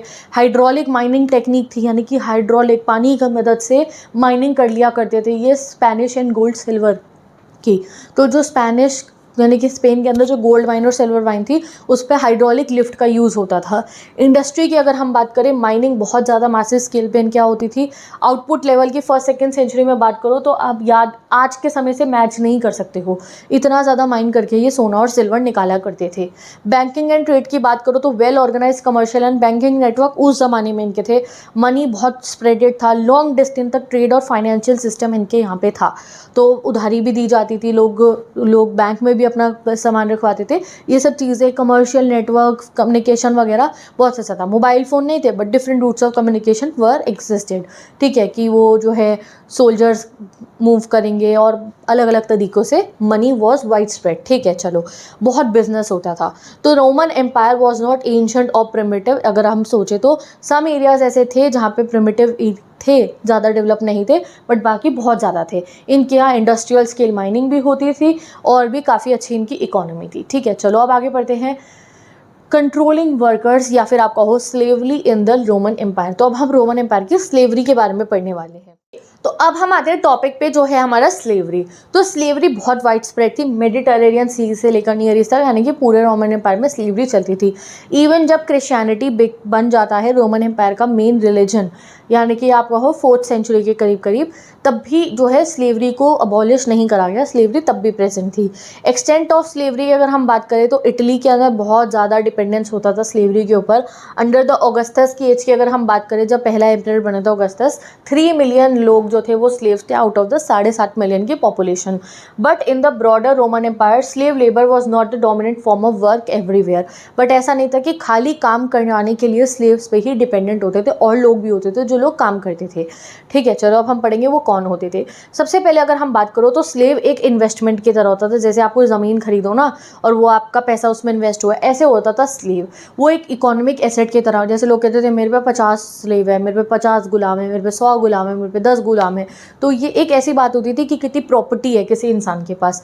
रोमन एग्रीकल्चर जो राइटर होते थे, वो जो एग्रीकल्चर के बारे में लिखते थे, वो हमेशा एडवाइस करते थे जितने भी लैंड ओनर्स होते थे उनको, कि तुम बहुत सारे स्लेव्स मत यूज़ रख करना ड्यूरिंग हार्वेस्ट, क्योंकि इसमें जो है ना बहुत क्वांटिटी में स्लेव्स की ज़रूरत होती थी हार्वेस्ट सीजन के अंदर। ठीक है, don't use slaves in disease prone areas. वो ये भी कहते थे कि जहाँ पे डिजीजेज हो वहाँ स्लेव्स को मत ले जाना, क्योंकि वो बैड इन्वेस्टमेंट होंगे अगर वो मर गए या फिर वो जो है अगर वो बीमार हो गए तो।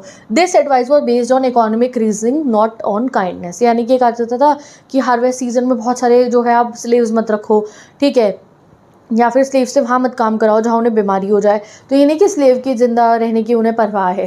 एक्चुअली क्या होता था, जो स्लेव का ओनर होता था उसका खाना पीना स्लेव का, उसका रहना, अगर वो बीमार पड़ जाता तो उसको दवाई खिलाने का खर्चा सब मालिक का होता था।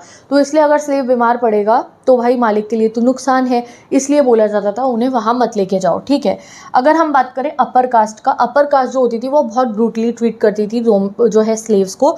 ऑर्डिनरी रोम के जो लोग होते थे वो फिर भी थोड़ा बहुत कंपैशनेट रहते थे, दया दिखाते थे स्लेव्स पे, बाकी लोग नहीं दिखाते थे। ठीक है, तो रोमन एम्पायर में स्लेवरी बहुत ज़्यादा होती थी। अब अगर हम बात करें स्लेव्स आते कहाँ थे, कंट्रोलिंग वर्कर्स।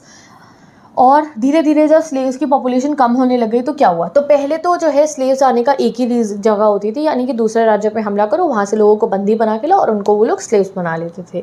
तो after the 1st century CE peace war become rare, peace आनी शुरू हो जाती है। मैंने आपको कहा ना 1st 2nd सेंचुरी में ज़्यादा इन्होंने वॉर करा ही नहीं, इधर उधर कब्जे करे ही नहीं जाके, तो कहाँ से लाते और लोग स्लेव बनाने के लिए। तो एक ही तरीका होता है, स्लेव जब रिड्यूस हो तो स्लेव की ब्रीडिंग कराना, कि उनके बच्चे पैदा करा और वो ही जो है आगे काम करेंगे। ठीक है, तो इससे क्या हुआ, स्लेव ब्रीडिंग से भी उतने स्लेव्स की जो कमी थी वो पूरी नहीं हो पा रही थी। तो एक नया फॉर्म इनके आता है, वो था वेज लेबर। वेज लेबर मतलब आप पैसे दो अपना काम कराओ, पैसे दो अपना काम कराओ। वो तुम्हारे गुलाम नहीं है कि तुम जो कहोगे एक बारी में तुमने खरीद के रख लिया and they will do whatever you want to do. नहीं, वो एक स्लेव नहीं होंगे, वो एक वेज लेबर होंगे। आपने उन्हें कहा ये खेत पर कटाई करने, उन्हें पैसे दो और वो अपनी कटाई करके चले जाएंगे, ऐसा होता है। ठीक है, तो वेज लेबर एक प्रैक्टिकल ऑल्टरनेटिव बनता है इनके स्लेव्स को। Hired labour became more economical then slave. धीरे धीरे क्या होने लगे, रोम के अंदर कोई भी काम कराना होता था ना तो लोग प्रेफर करते थे हायर्ड लेबर को एज कम्पेयर टू स्लेव, क्योंकि स्लेव को तो भैया जगह भी देनी है रहने की, खाना भी देना है, बीमार हो तो दवाई भी देनी है। वेज लेबर का ऐसा नहीं था, हायर्ड लेबर का उसको पैसे दो, काम करे, वो बीमार है तो दवाई खुद ही खरीद के वो खाएगा। लेबर इन एग्रीकल्चर की अगर हम बात करें, in the letter period slaves को जो है एग्रीकल्चर में भी यूज़ करना बंद कर दिया था। ईस्टर्न प्रोविंस में वहाँ भी वेज लेबर यूज़ करे जाने के लिए, क्योंकि वो चीपर थे, उनको फीड नहीं करना था और मेंटेन नहीं करना था थ्रू आउट द ईयर, जैसे कि स्लेव्स को करना होता था।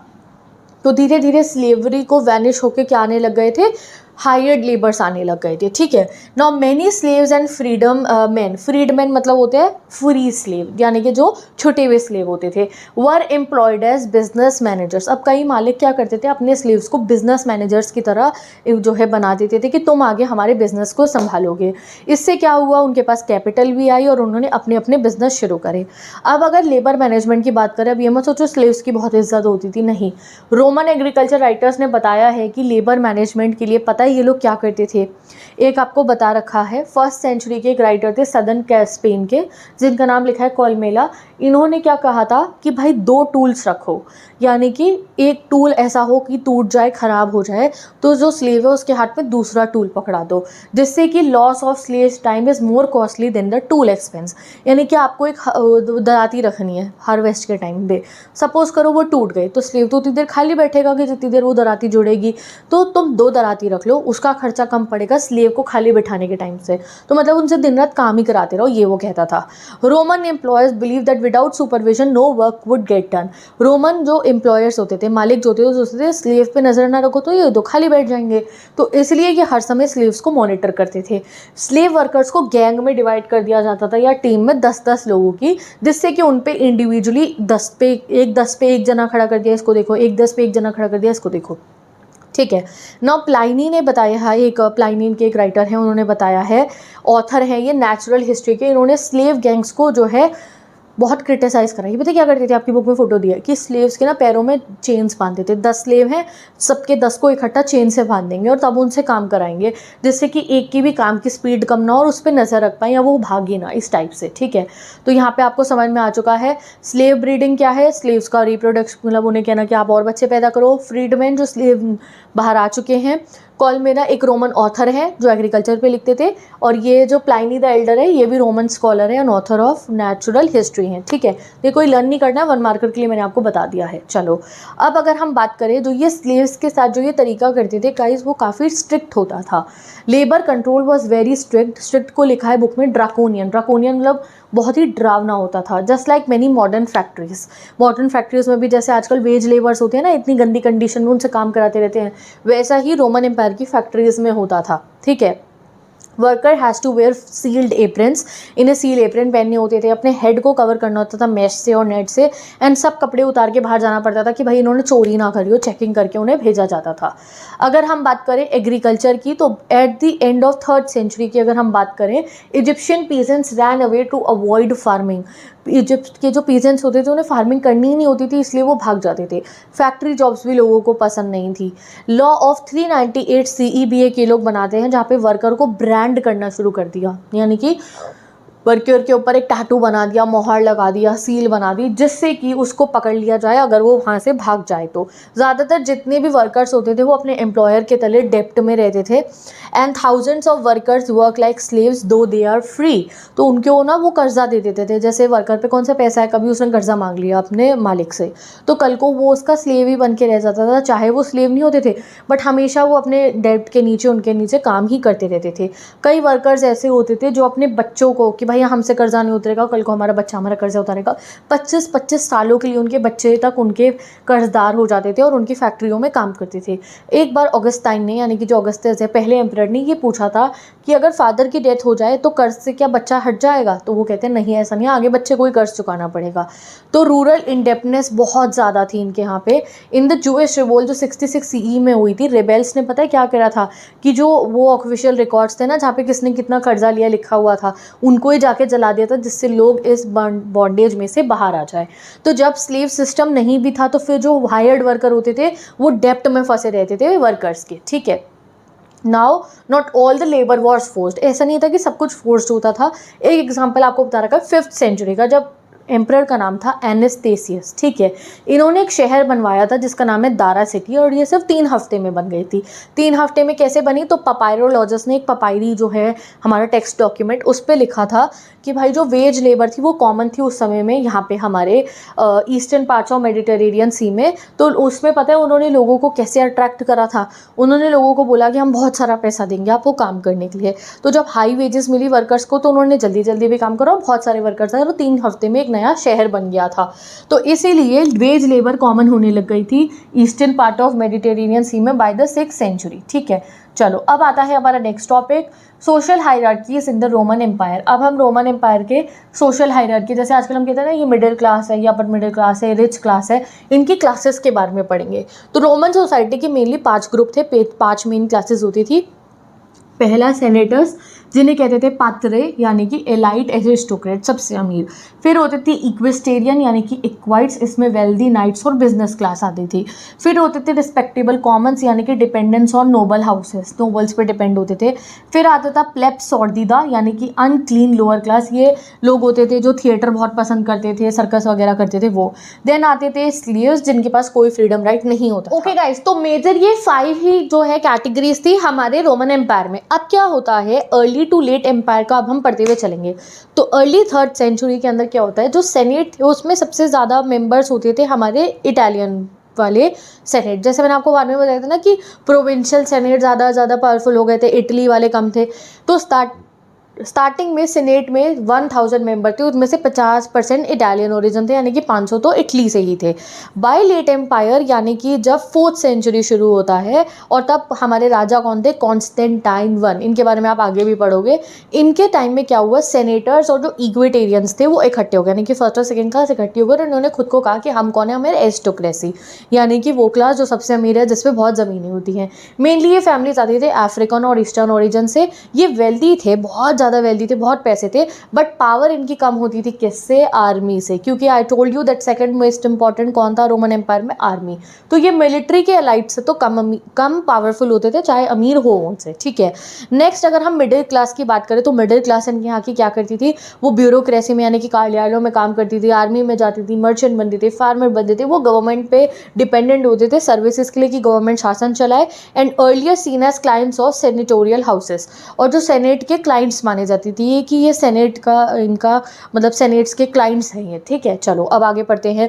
लोअर क्लास की अगर हम बात करें, इन्हें बोला जाता था द ह्यूमिलियर्स, ठीक है, या फिर आप कह सकते हो लोअर वन। ये होते थे रूरल लेबरर्स, यानी कि जो गांव में काम करते हैं ना लेबर, वो हो गए लार्ज एस्टेट पे। ज़्यादातर ये परमानेंट वर्कर होते थे, वहीं रहते थे, वहीं काम करते थे। इंडस्ट्री और माइनिंग के जो वर्कर होते थे, माइग्रेंट हार्वेस्ट वर्कर हो गए जो ग्रेन ऑलिव ऑयल के यहाँ पे या कंस्ट्रक्शन में काम करते थे। सेल्फ एम्प्लॉयड आर्टिसंस जो हो गए, often better fed than wage earners, ठीक है। तो कुछ होते थे सेल्फ एम्प्लॉयड आर्टिसन, यानी कि अपने आप अपना काम करते थे, तो ये वेज अर्नर से ज़्यादा अच्छी ज़िंदगी जीते थे। कैजुअल लेबरर्स होते थे बहुत बिग सिटी में कि जब काम मिला उनको काम करवा लिया जाए। एंड स्लेवरी भी बहुत ज़्यादा थी, वाइड स्प्रेड थी, specially in the western empire. इनको लोअर क्लास बोला जाता था। वेल्थ ऑफ रोमन एरिस्टोक्रेसी की अगर हम बात करें, ओलंपिडोरस यानी कि जो 5th सेंचुरी के जो है राजा के दौरान की अगर हम बात करें, एरिस्टोक्रेट्स इन जो रोम थे they earned up to 4000 pounds of gold yearly, यानी कि 4000 पाउंड गोल्ड वो एक साल में कमा लेते थे। Not counting the produce they consume directly, खाली कमाई बताई जा रही है ये इनकी, ठीक है। तो बहुत अमीर होती थी एरिस्टोक्रेसी आपको रोमन एम्पायर के जो फर्स्ट क्लास थी वो। अब अगर हम बात करें मॉनेटरी सिस्टम में इनके क्या क्या चेंजेस आए थे, तो अर्ली एम्पायर में जितनी भी करेंसी होती थी वो सिल्वर की होती थी। लेट एम्पायर में सिल्वर की करेंसी जो है बंद हो जाती है, क्योंकि इनके यहाँ सिल्वर की माइनें एग्जॉस्ट हो जाती है, इतनी चांदी ये निकाल चुके थे। तो क्या करते हैं ये सिल्वर माइन स्पेन की भी सारी खराब हो गई थी, यानी कि नष्ट हो चुकी थी। गवर्नमेंट के पास अब सिल्वर नहीं बचा था, चांदी नहीं बचा था सिक्के बनवाने के लिए, तो इसलिए इनके एक एम्परर हैं बहुत फेमस जिनका नाम है कॉन्स्टेंटाइन, जिन्होंने कॉन्स्टेंटिनोपल घोषित करा था इस्तांबुल को। उन्होंने कहा चांदी खत्म हुई तो क्या हुआ, मैं सोने के सिक्के बनवा लेता हूँ। इन्होंने गोल्ड करेंसी लागू कर दी। तो आपको याद रखना है रोमन एम्पायर में गोल्ड करेंसी किसने लागू करी थी, एम्परर कॉन्स्टेंटाइन ने करी थी। जो बहुत समय तक लेट एंटिक्विटी थे, यानी कि जब तक रोमन एम्पायर फॉल नहीं हुआ ना तब तक इनके यहाँ पे गोल्ड के सिक्के ही चलते थे, ठीक है। Now rise of rich bureaucracy. Bureaucracy मतलब हुआ वो लोग जो काम करते हैं ऑफिसेस के अंदर जाके, तो ये लोग भी अब अमीर होने लगते हैं, मिडल और हाई रैंक्स पे बढ़ने लगते हैं। इनको सैलरी मिलती थी गोल्ड में। दे बिकम एफ्लुएंट, यानी अमीर बन जाते हैं। फिर इन्होंने लैंड और एसेट खरीदने शुरू करे। They lived comfortably forming a powerful class. अब धीरे धीरे ब्यूरोक्रेटिक क्लास जो भी थी वो भी राइज करनी शुरू हो जाती है। अगर हम बात करें करप्शन की, तो करप्शन रोमन एम्पायर में बहुत था। Judicial system, military supply department, हर कोई बहुत ज़्यादा करप्ट था। ग्रीडी प्रोविंशियल गवर्नर्स होते थे, जो ब्यूरोक्रेट्स होते थे वो बहुत करप्ट थे। हाउएवर गवर्नमेंट कोशिश करती थी जो है कंट्रोल करने के लिए, बट जैसे आजकल होता है करप्शन कंट्रोल करना आसान नहीं है, तब भी नहीं होता था। अब अगर हम बात करें रोमन एम्पायर काफ़ी ज़्यादा अथॉरिटेरियन होता था, यानी कि बहुत अपना दबदबा चलाता था। बट कई बार जनता खुश नहीं होती है तो नाराज़गी दिखाती है ना, वैसे ही रोमन एम्पायर में भी कुछ लोग राजा से खुश नहीं थे, तो राजा को मॉक किया जाता था लाउडली। इनफैक्ट बिल्कुल मना था कि आप राजा के खिलाफ बोल नहीं सकते हो। बट ईस्टर्न सिटीज़ जो थी रोमन एम्पायर की, वहाँ के लोग ना डरते नहीं थे, वो राजा का मजाक उड़ाया करते थे। चाहे पता था पनिशमेंट मिलेगी, बट फिर भी वो राजा का मजाक उड़ा लिया करते थे। By the 4th century CE Roman law had a powerful become very powerful. Roman के लॉज बहुत पावरफुल बन जाते हैं। उन्होंने कहा कि एम्परर जो है एब्सोल्यूट पावर है और कोई एम्परर का मजाक तो उड़ा ही नहीं सकता है। Civil rights were protected by the law, but then also लोगों को सिविल राइट्स दिए गए जिसको लॉ प्रोटेक्ट करता था। Bishop Ambrose confronted emperors who acted harshly, shows that law and church could challenge the imperial authority. फिर धीरे धीरे यहाँ पे आपको बताया गया है by the late 4th century Roman empire में लोगों को भी कुछ राइट्स और हक दिए जाने लग गए। एम्परर एब्सोल्यूट पावर था, एम्परर पे पावर थी, बट फिर भी लोगों को थोड़े बहुत सिविल राइट्स दिए गए। जैसे आजकल हमारे पास फंडामेंटल राइट है, right to equality, right to जो है फ्रीडम, उस ज़माने में भी कुछ राइट्स लोगों को देने शुरू हुए। और बिशप एम्ब्रोस जो थे उन्होंने कहा कि भाई एम्परर अगर बहुत हार्श एक्ट करे तो फिर उसको भी हम खिलाफ जाना चाहिए, so that law and church could challenge Amperian authority. यानी कि कई बार चर्च के पास पावर होती थी कि वो राजा के खिलाफ बोल सकता है। ठीक है, चलो अब हमें इससे समझ में आ गया। हमने इस वाले टॉपिक में क्या पढ़ा, करेंसी पहले सिल्वर की होती थी, अब गोल्ड हो गई। ब्यूरोक्रेसी वाले जो लोग थे वो अब ज़्यादा राइज करे थे क्योंकि उन्हें बहुत पैसा मिलता था। करप्शन बहुत ज़्यादा था। ठीक है, डिसेंट क्या था, अगर कोई भी डिसेंट मतलब अगर कोई नाखुश हो गया राजा के खिलाफ बोलता था उसे टॉलरेट नहीं करा जाता था। देन जो है लोगों को प्रोटेक्शन राइट्स मिलने शुरू हो जाते हैं। अब आते हैं हम लास्ट टॉपिक पे हमारे चैप्टर के, लेट एंटिक्विटी। ठीक है, तो ओके, तो अब आ गए हैं हम अपने चैप्टर के आखिरी टॉपिक के ऊपर जिसका नाम है लेट एंटिक्विटी। इसमें जो टाइम पीरियड हम पढ़ेंगे वो पढ़ेंगे 4th सेंचुरी से 7th सेंचुरी का। यहाँ पढ़ोगे कैसे एम्पायर धीरे धीरे फॉल होता है। ठीक है, तो सबसे पहले late antiquity refers to the final phase जो है रोमन एम्पायर का। उसमें ऐसा नहीं है कि फाइनल फेज में वो बिल्कुल तबाह हो गया था, नहीं, इवॉल्व भी करता है Roman empire. And then finally कुछ ऐसे रीजंस आते हैं कि रोमन एम्पायर देन धीरे धीरे जो है आप कह सकते हो कि इट वैनिश्ड और इट स्लोड डाउन। ठीक है, अब क्या होता है 4th सेंचुरी में सबसे पहले तो मेजर शिफ्ट आते हैं रोमन एम्पायर में। 2 नए राजा लोग आते हैं जिनका पहले का नाम है डायकोल्शियन, दूसरा है हमारा कॉन्स्टेंटाइन। में भी किसी का नाम प्रोनाउंस गलत कराओ तो तुम उसकी स्पेलिंग अच्छे से लर्न कर लेना। ठीक है, तो जो है डायकोल्शियन की पहले हम बात करने वाले हैं। ये राजा बन के रहे थे 284 से लेकर 305 सीई तक। राजा मतलब हो गया एम्परर बन के रहे थे। अब इन्होंने इस समय में अपने दौरान क्या करा था, इन्होंने क्या करा, जान पूछकर कुछ कब्जे में जो इनकी जगहें थी उनको छोड़ दिया। वाई? बिकॉज इस समय पे राज्य इतना ज़्यादा बड़ा हो चुका था कि उसको संभालना मुश्किल था और कुछ ऐसे एरियाज थे जिन्हें इन्हें अपने साथ रख के कोई फायदा नहीं हो रहा था, इनफैक्ट नुकसान हो रहा था। सो दैट्स वाई उन्होंने अनइम्पॉर्टेंट किंगडम्स जो थे उनको अबैंडन कर दिया, फोर्टिफाई करा फ्रंटियर्स को, किलाबंद कर दी ज़्यादातर सभी के सभी जगहों को जहाँ पे ज़रूरी लगा। किलाबंद मतलब ऊंची ऊंची दीवारें खड़ी कर दी जिससे बाहर के लोग आके अटैक भी ना कर पाए। ठीक है, ही रीऑर्गेनाइज प्रोविंसेस ऑल्सो, जितने भी प्रोविंसेस थी, स्टेट्स थी, शहर थे, उनको उन्होंने रीऑर्गेनाइज करा। सिविल ड्यूटीज और मिलिट्री की ड्यूटीज को बिल्कुल अलग कर दिया कि सिविल ड्यूटीज अलग है, यानी कि ब्यूरोक्रेसी का जो काम है, जो कार्यालयों का काम है, गवर्नमेंट वर्क है, सेनेट का जो वर्क है वो बिल्कुल अलग है, मिलिट्री का जो वर्क है वो बिल्कुल अलग है। एंड दिस की वजह से उनको जो है काफ़ी सिस्टम को रन करने में फ़ायदा हुआ। और इन्होंने जो मिलिट्री के लीडर्स थे उनको जो है और पावर्स दी और उनको बाद में उन्होंने कहना शुरू कर दिया ड्यूक्स। ठीक है, क्या कहा, ड्यूक्स का। चलो अब इनके बाद जो राजा बनते हैं वो है कॉन्स्टेंटाइन, जिन्होंने मैंने आपको बताया था कि गोल्ड के कॉइन्स भी लागू करवाए थे। तो कॉन्स्टेंटाइन ने ही डायकोल्शियन के रिफॉर्म को आगे कंटिन्यू करा और उन्होंने भी और नई नई चीज़ें लाई, जैसे कि वो गोल्ड कॉइन्स लेकर आए थे। आई टोल्ड यू, जो कॉन्स्टेंटाइन के रूल का गोल्ड कॉइन था, पहली बार तब रोमन एम्पायर में गोल्ड कॉइन आया था, वो 4.5 ग्राम उसके अंदर गोल्ड होता था और उसे कहा जाता था सॉलिडियस। ठीक है, क्या कहा जाता था, सॉलिडस। ठीक है, अगर हम बात करें तो बहुत सालों तक रोमन एम्पायर में फिर ये जो सॉलिडस सिक्के थे, रोमन की जो स्वर्ण मुद्राएं थी, अगर हम हिंदी हिसाब से बोले तो वो बहुत समय तक चलती रही। ठीक है, then he founded a second capital. उनने जो है क्या करा, कॉन्स्टेंटाइन ने एक और कैपिटल बना दी रोमन एम्पायर की। वो कौन सी थी, जो आज का इस्तांबुल है ना वो, और उन्होंने उसका नाम रखा कॉन्स्टेंटिनोपल। ये मॉडर्न डे हमारा इस्तांबुल है।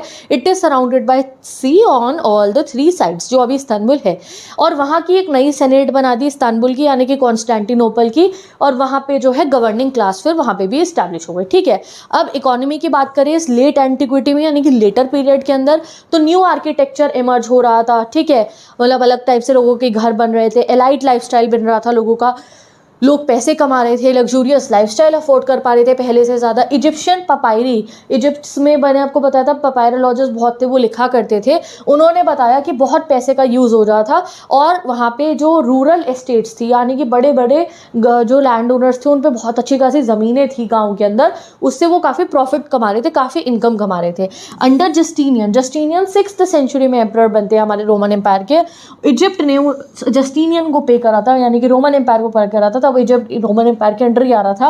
$2.5 मिलियन का आप कह सकते हो, नहीं, 2.5 मिलियन सॉलिडी पर ईयर वो पे करते थे, डॉलर बोल दिया सॉरी। तो 2.5 मिलियन सॉलिडी पर ईयर कितना हो गया, 35,000 LBS ऑफ गोल्ड का टैक्स पे करा था, जो बहुत ज़्यादा होता है। तो 5 से 6 सेंचुरी तक Near East was more populated than even in the 20th century.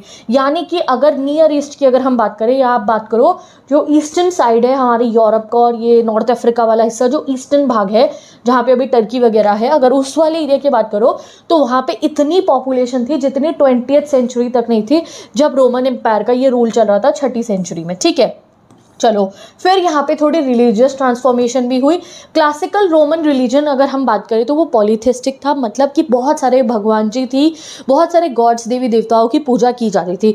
जैसे कि यूजुअली अगर हम पुराने रोमन एम्पायर की रोमन रिपब्लिक की बात करें तो वहाँ पे लोग अलग अलग गॉड्स जैसे Jupiter, Mars, Minerva and eastern deities को पूजते थे। यानी कि अगर मैं बात करूँ ग्रीक है तो ग्रीक गॉड्स को पूजेंगे, इटली है तो उनके जो इटालियन गॉड्स है वो उनको पूजेंगे, इस टाइप से होता है। There were many gods for them. ठीक है, there was no single identity for polytheist. ठीक है, ऐसा नहीं था कि कोई एक सिंगल रिलीजन उन्होंने बना रखा था। देन जब जूडाइज्म में आया तब भी जूडाइज्म में भी जो जूइश कल्चर होता है उसमें भी सबकी अलग अलग काफ़ी बिलीव्स थी यहाँ रोमन एम्पायर में। 4th-5th सेंचुरी में क्रिश्चियनाइजेशन हो जाता है एम्पायर का, यानी कि एम्पायर में क्रिश्चियनिटी को मेन रिलीजन की तरह, स्टेट रिलीजन की तरह वो अडॉप्ट कर लेते हैं। बट तब भी जो वेस्टर्न एरिया था वहाँ पॉलीथियज्म हो रहा था, यानी कि अलग अलग गॉड्स को पूजा जाता था।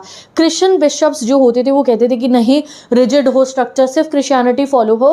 बट स्टिल अगर हम बात करें 4th सेंचुरी तक ऐसा नहीं था कि रोमन एम्पायर में सिर्फ क्रिश्चियनिटी थी, there were other religions also and बहुत सारे गॉड्स की डिफरेंट गॉड्स की पूजा करते थे जो रोमन एम्पायर के लोग हैं वो। ठीक है, अब अगर हम पॉपुलेशन की बात करें तो इन the east prosperity and population growth काफ़ी थी टिल द 6th सेंचुरी। ठीक है, 540s के अंदर जो है मेडिटेरेनियन प्लेग भी आया था, जैसे अभी कोरोना वायरस है, उस ज़माने में एक प्लेग आया था वहाँ से, उसमें भी ऐसे लोग मरते थे बट फिर भी पॉपुलेशन कम नहीं हुई थी।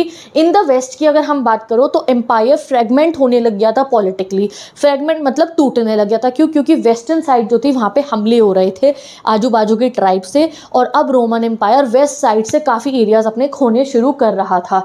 जैसे कि जर्मेनिक ट्राइब्स थी, जो जर्मन की ट्राइब्स थी, उन्होंने गॉथ्स जो एरिया था रोमन एम्पायर का, वांडाल्स और लंबार्ड्स, ठीक है, सॉरी ये ट्राइब्स का नाम है तीनों, ध्यान रखना, तो रोमन एम्पायर के काफ़ी हिस्सों को पे अब ना हमले हो रहे थे। तो 3 जर्मेनिक ट्राइब्स का आपको नाम याद रखना है, गॉथ्स, वांडाल्स एंड लोम्बार्ड्स। इन्होंने जो है ना हमला करना शुरू करा रोमन एम्पायर के वेस्ट हिस्सों पे और काफ़ियों को कब्जा लिया, और यही बाद में पोस्ट रोमन किंगडम्स बनते हैं। यानी कि जब रोमन एम्पायर एंड हुआ तो इन्होंने अपने अपने किंगडम बना लिए। जैसे कि एग्जाम्पल बता रखा है विसिगॉथ्स इन स्पेन, तो स्पेन में जो है बाद में रूल इस्टेब्लिश हो जाता है विसिगॉथ्स का, फ्रैंक्स का in the Gaul and Lombards in the Italy. These led the foundation of medieval world. इससे मेडिवल वर्ल्ड की फाउंडेशन हुई थी। ये मेडिवल वर्ल्ड के किंगडम है, यानी कि रोमन एम्पायर के एंड होने के बाद के किंगडम है ये। तो इनको किसने जो है हमला करा था? जर्मेनिक ट्राइब्स ने हमला करा था। अब राजाएं जो है हारने लगे थे। अब जस्टिनियन के रूल की बात करते हैं, 6th century of the empire. His reign mark the peak of prosperity and imperial power. तो जब जस्टिनियन रूल कर रहे थे 6th सेंचुरी में, तब जो है ना इनके वाले एम्पायर को हम बाइजेंटियम एम्पायर भी कह सकते हैं। जब बाइजेंटियम एम्पायर चल रहा था, यानी कि जब इस्तांबुल वो जो है पूरा मेन सेंटर रहता था, इसको बाइजेंटियम एम्पायर भी कहते हैं हम रोमन एम्पायर को, बाय द 6th सेंचुरी। ठीक है, तो इस समय में एम्पायर बहुत पीक पे था। रिकैप्चर इन्होंने कर लिया था अफ्रीका फ्रॉम वांडाल्स। वांडाल्स मैंने आपको बताया था ना, ये जर्मन वाली ट्राइब्स हैं, तो इन्होंने जो अफ्रीका को कब्जाया था जस्टिनियन, वो भी वापस ले आता है।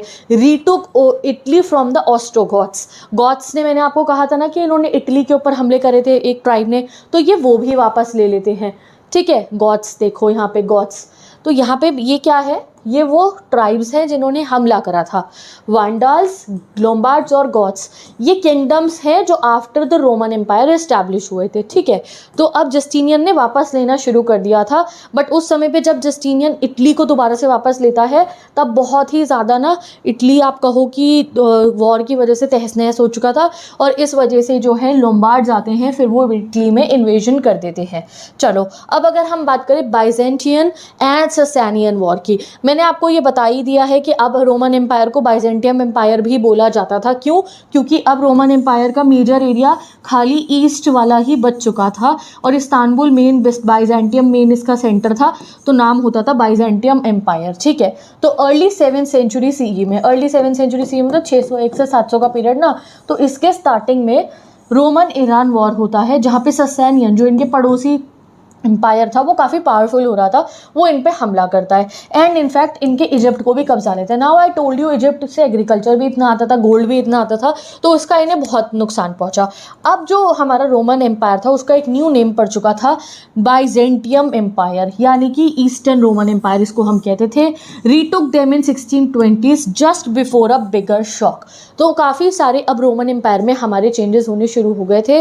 Early 7th century renewed Roman empire war, या फिर आप कहो हमारा ससानियन इन्वेडेड अ की eastern provinces included Egypt. Byzantium new eastern Roman empire retook them in 1620s just before a bigger shock, यानी कि इजिप्ट को इन्होंने वापस कब्जा कर लिया था बट उसके बाद इन्हें एक और शॉक लगता है।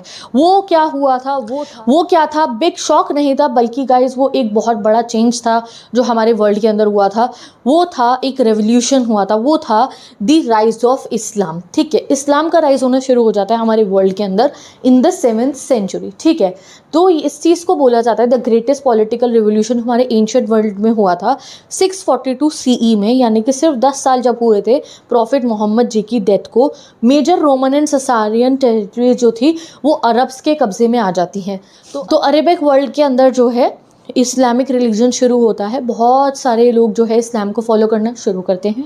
ठीक है, फिर जो अरब जो आप कहो कि रूलर्स थे उन्होंने हमला करना शुरू करा, ठीक है, अपनी टेरिटरीज को आगे बढ़ाना शुरू करा, तो तब ससानियंस भी हार गए अरब से एंड फाइनली आगे चल के रोमन्स भी जो है अरब से हार जाते हैं। Islamic conflicts begin with the subjugation of Arab tribes in Arabia and Iraq desert. तो ये सब स्टार्ट कहाँ से हुआ था? अरेबिया और इराक के डेजर्ट से। एंड देन धीरे धीरे जो है जितने अरब कॉन्करर्स थे जो इस्लामिक थे उन्होंने स्पेन को, सिंध को, सेंट्रल एशिया को नेक्स्ट सेंचुरीज तक सबको जो है कब्जा कर लिया था एंड उससे बना था द ग्रेट ऑटोमन एम्पायर, जिसके बारे में आप अपने अगले चैप्टर में पढ़ने वाले हो। तो रोमन एम्पायर के बारे में गाइज अब हमने पढ़ लिया है फाइनली, इससे हमारा पूरा चैप्टर एंड हो जाता है। तो इफ़ यू वांट कि आप इस चैप्टर के अच्छे से नोट्स रिविजन के लिए पढ़ना चाहो, क्योंकि एनसीईआरटी में बहुत डिफिकल्ट लैंग्वेज गिवन है, तो मैंने नोट्स क्रिएट कर दिए, वो आपको मेरी इंस्टाग्राम आईडी से मिलेंगे। अब बात आती है चैप्टर समझने के बाद एग्जाम में क्वेश्चन कैसे आएंगे चैप्टर से, तो वो आप मेरे सेकंड चैनल जो है सिमरन सैनी ह्यूमैनिटीज उसको जाके सब्सक्राइब करो। वहाँ पे important question, short, long, MCQ सब मैं आपको प्रिपेयर कराऊंगी। लाइव क्लासेस होंगी, फ्री ऑफ कॉस्ट होंगी। आप अगर ह्यूमैनिटीज़ के हो, तुमने स्टार्ट करा हिस्ट्री पढ़ना, पॉलिटिकल पढ़ना, तुम्हें कोई भी प्रॉब्लम आ रही है, I am here with you guys. दोनों ही चैनल है आपके, एक सिमरन सैनी चैनल, एक ह्यूमैनिटीज चैनल है, दोनों को सब्सक्राइब करो। डेली क्लासेस आती है, कोई डाउट है, कोई क्वेरी से मुझे कॉमेंट बता दो एंड नोट्स आके इंस्टाग्राम से फ्री ऑफ कॉस्ट आप चेक कर सकते हो। मेरी कम्युनिटी भी है इंस्टाग्राम पे जहाँ पे हम लोग डिस्कशंस करते रहते हैं। ओके, तो मैं चलती हूँ, bye, best of luck and I meet you in the next video.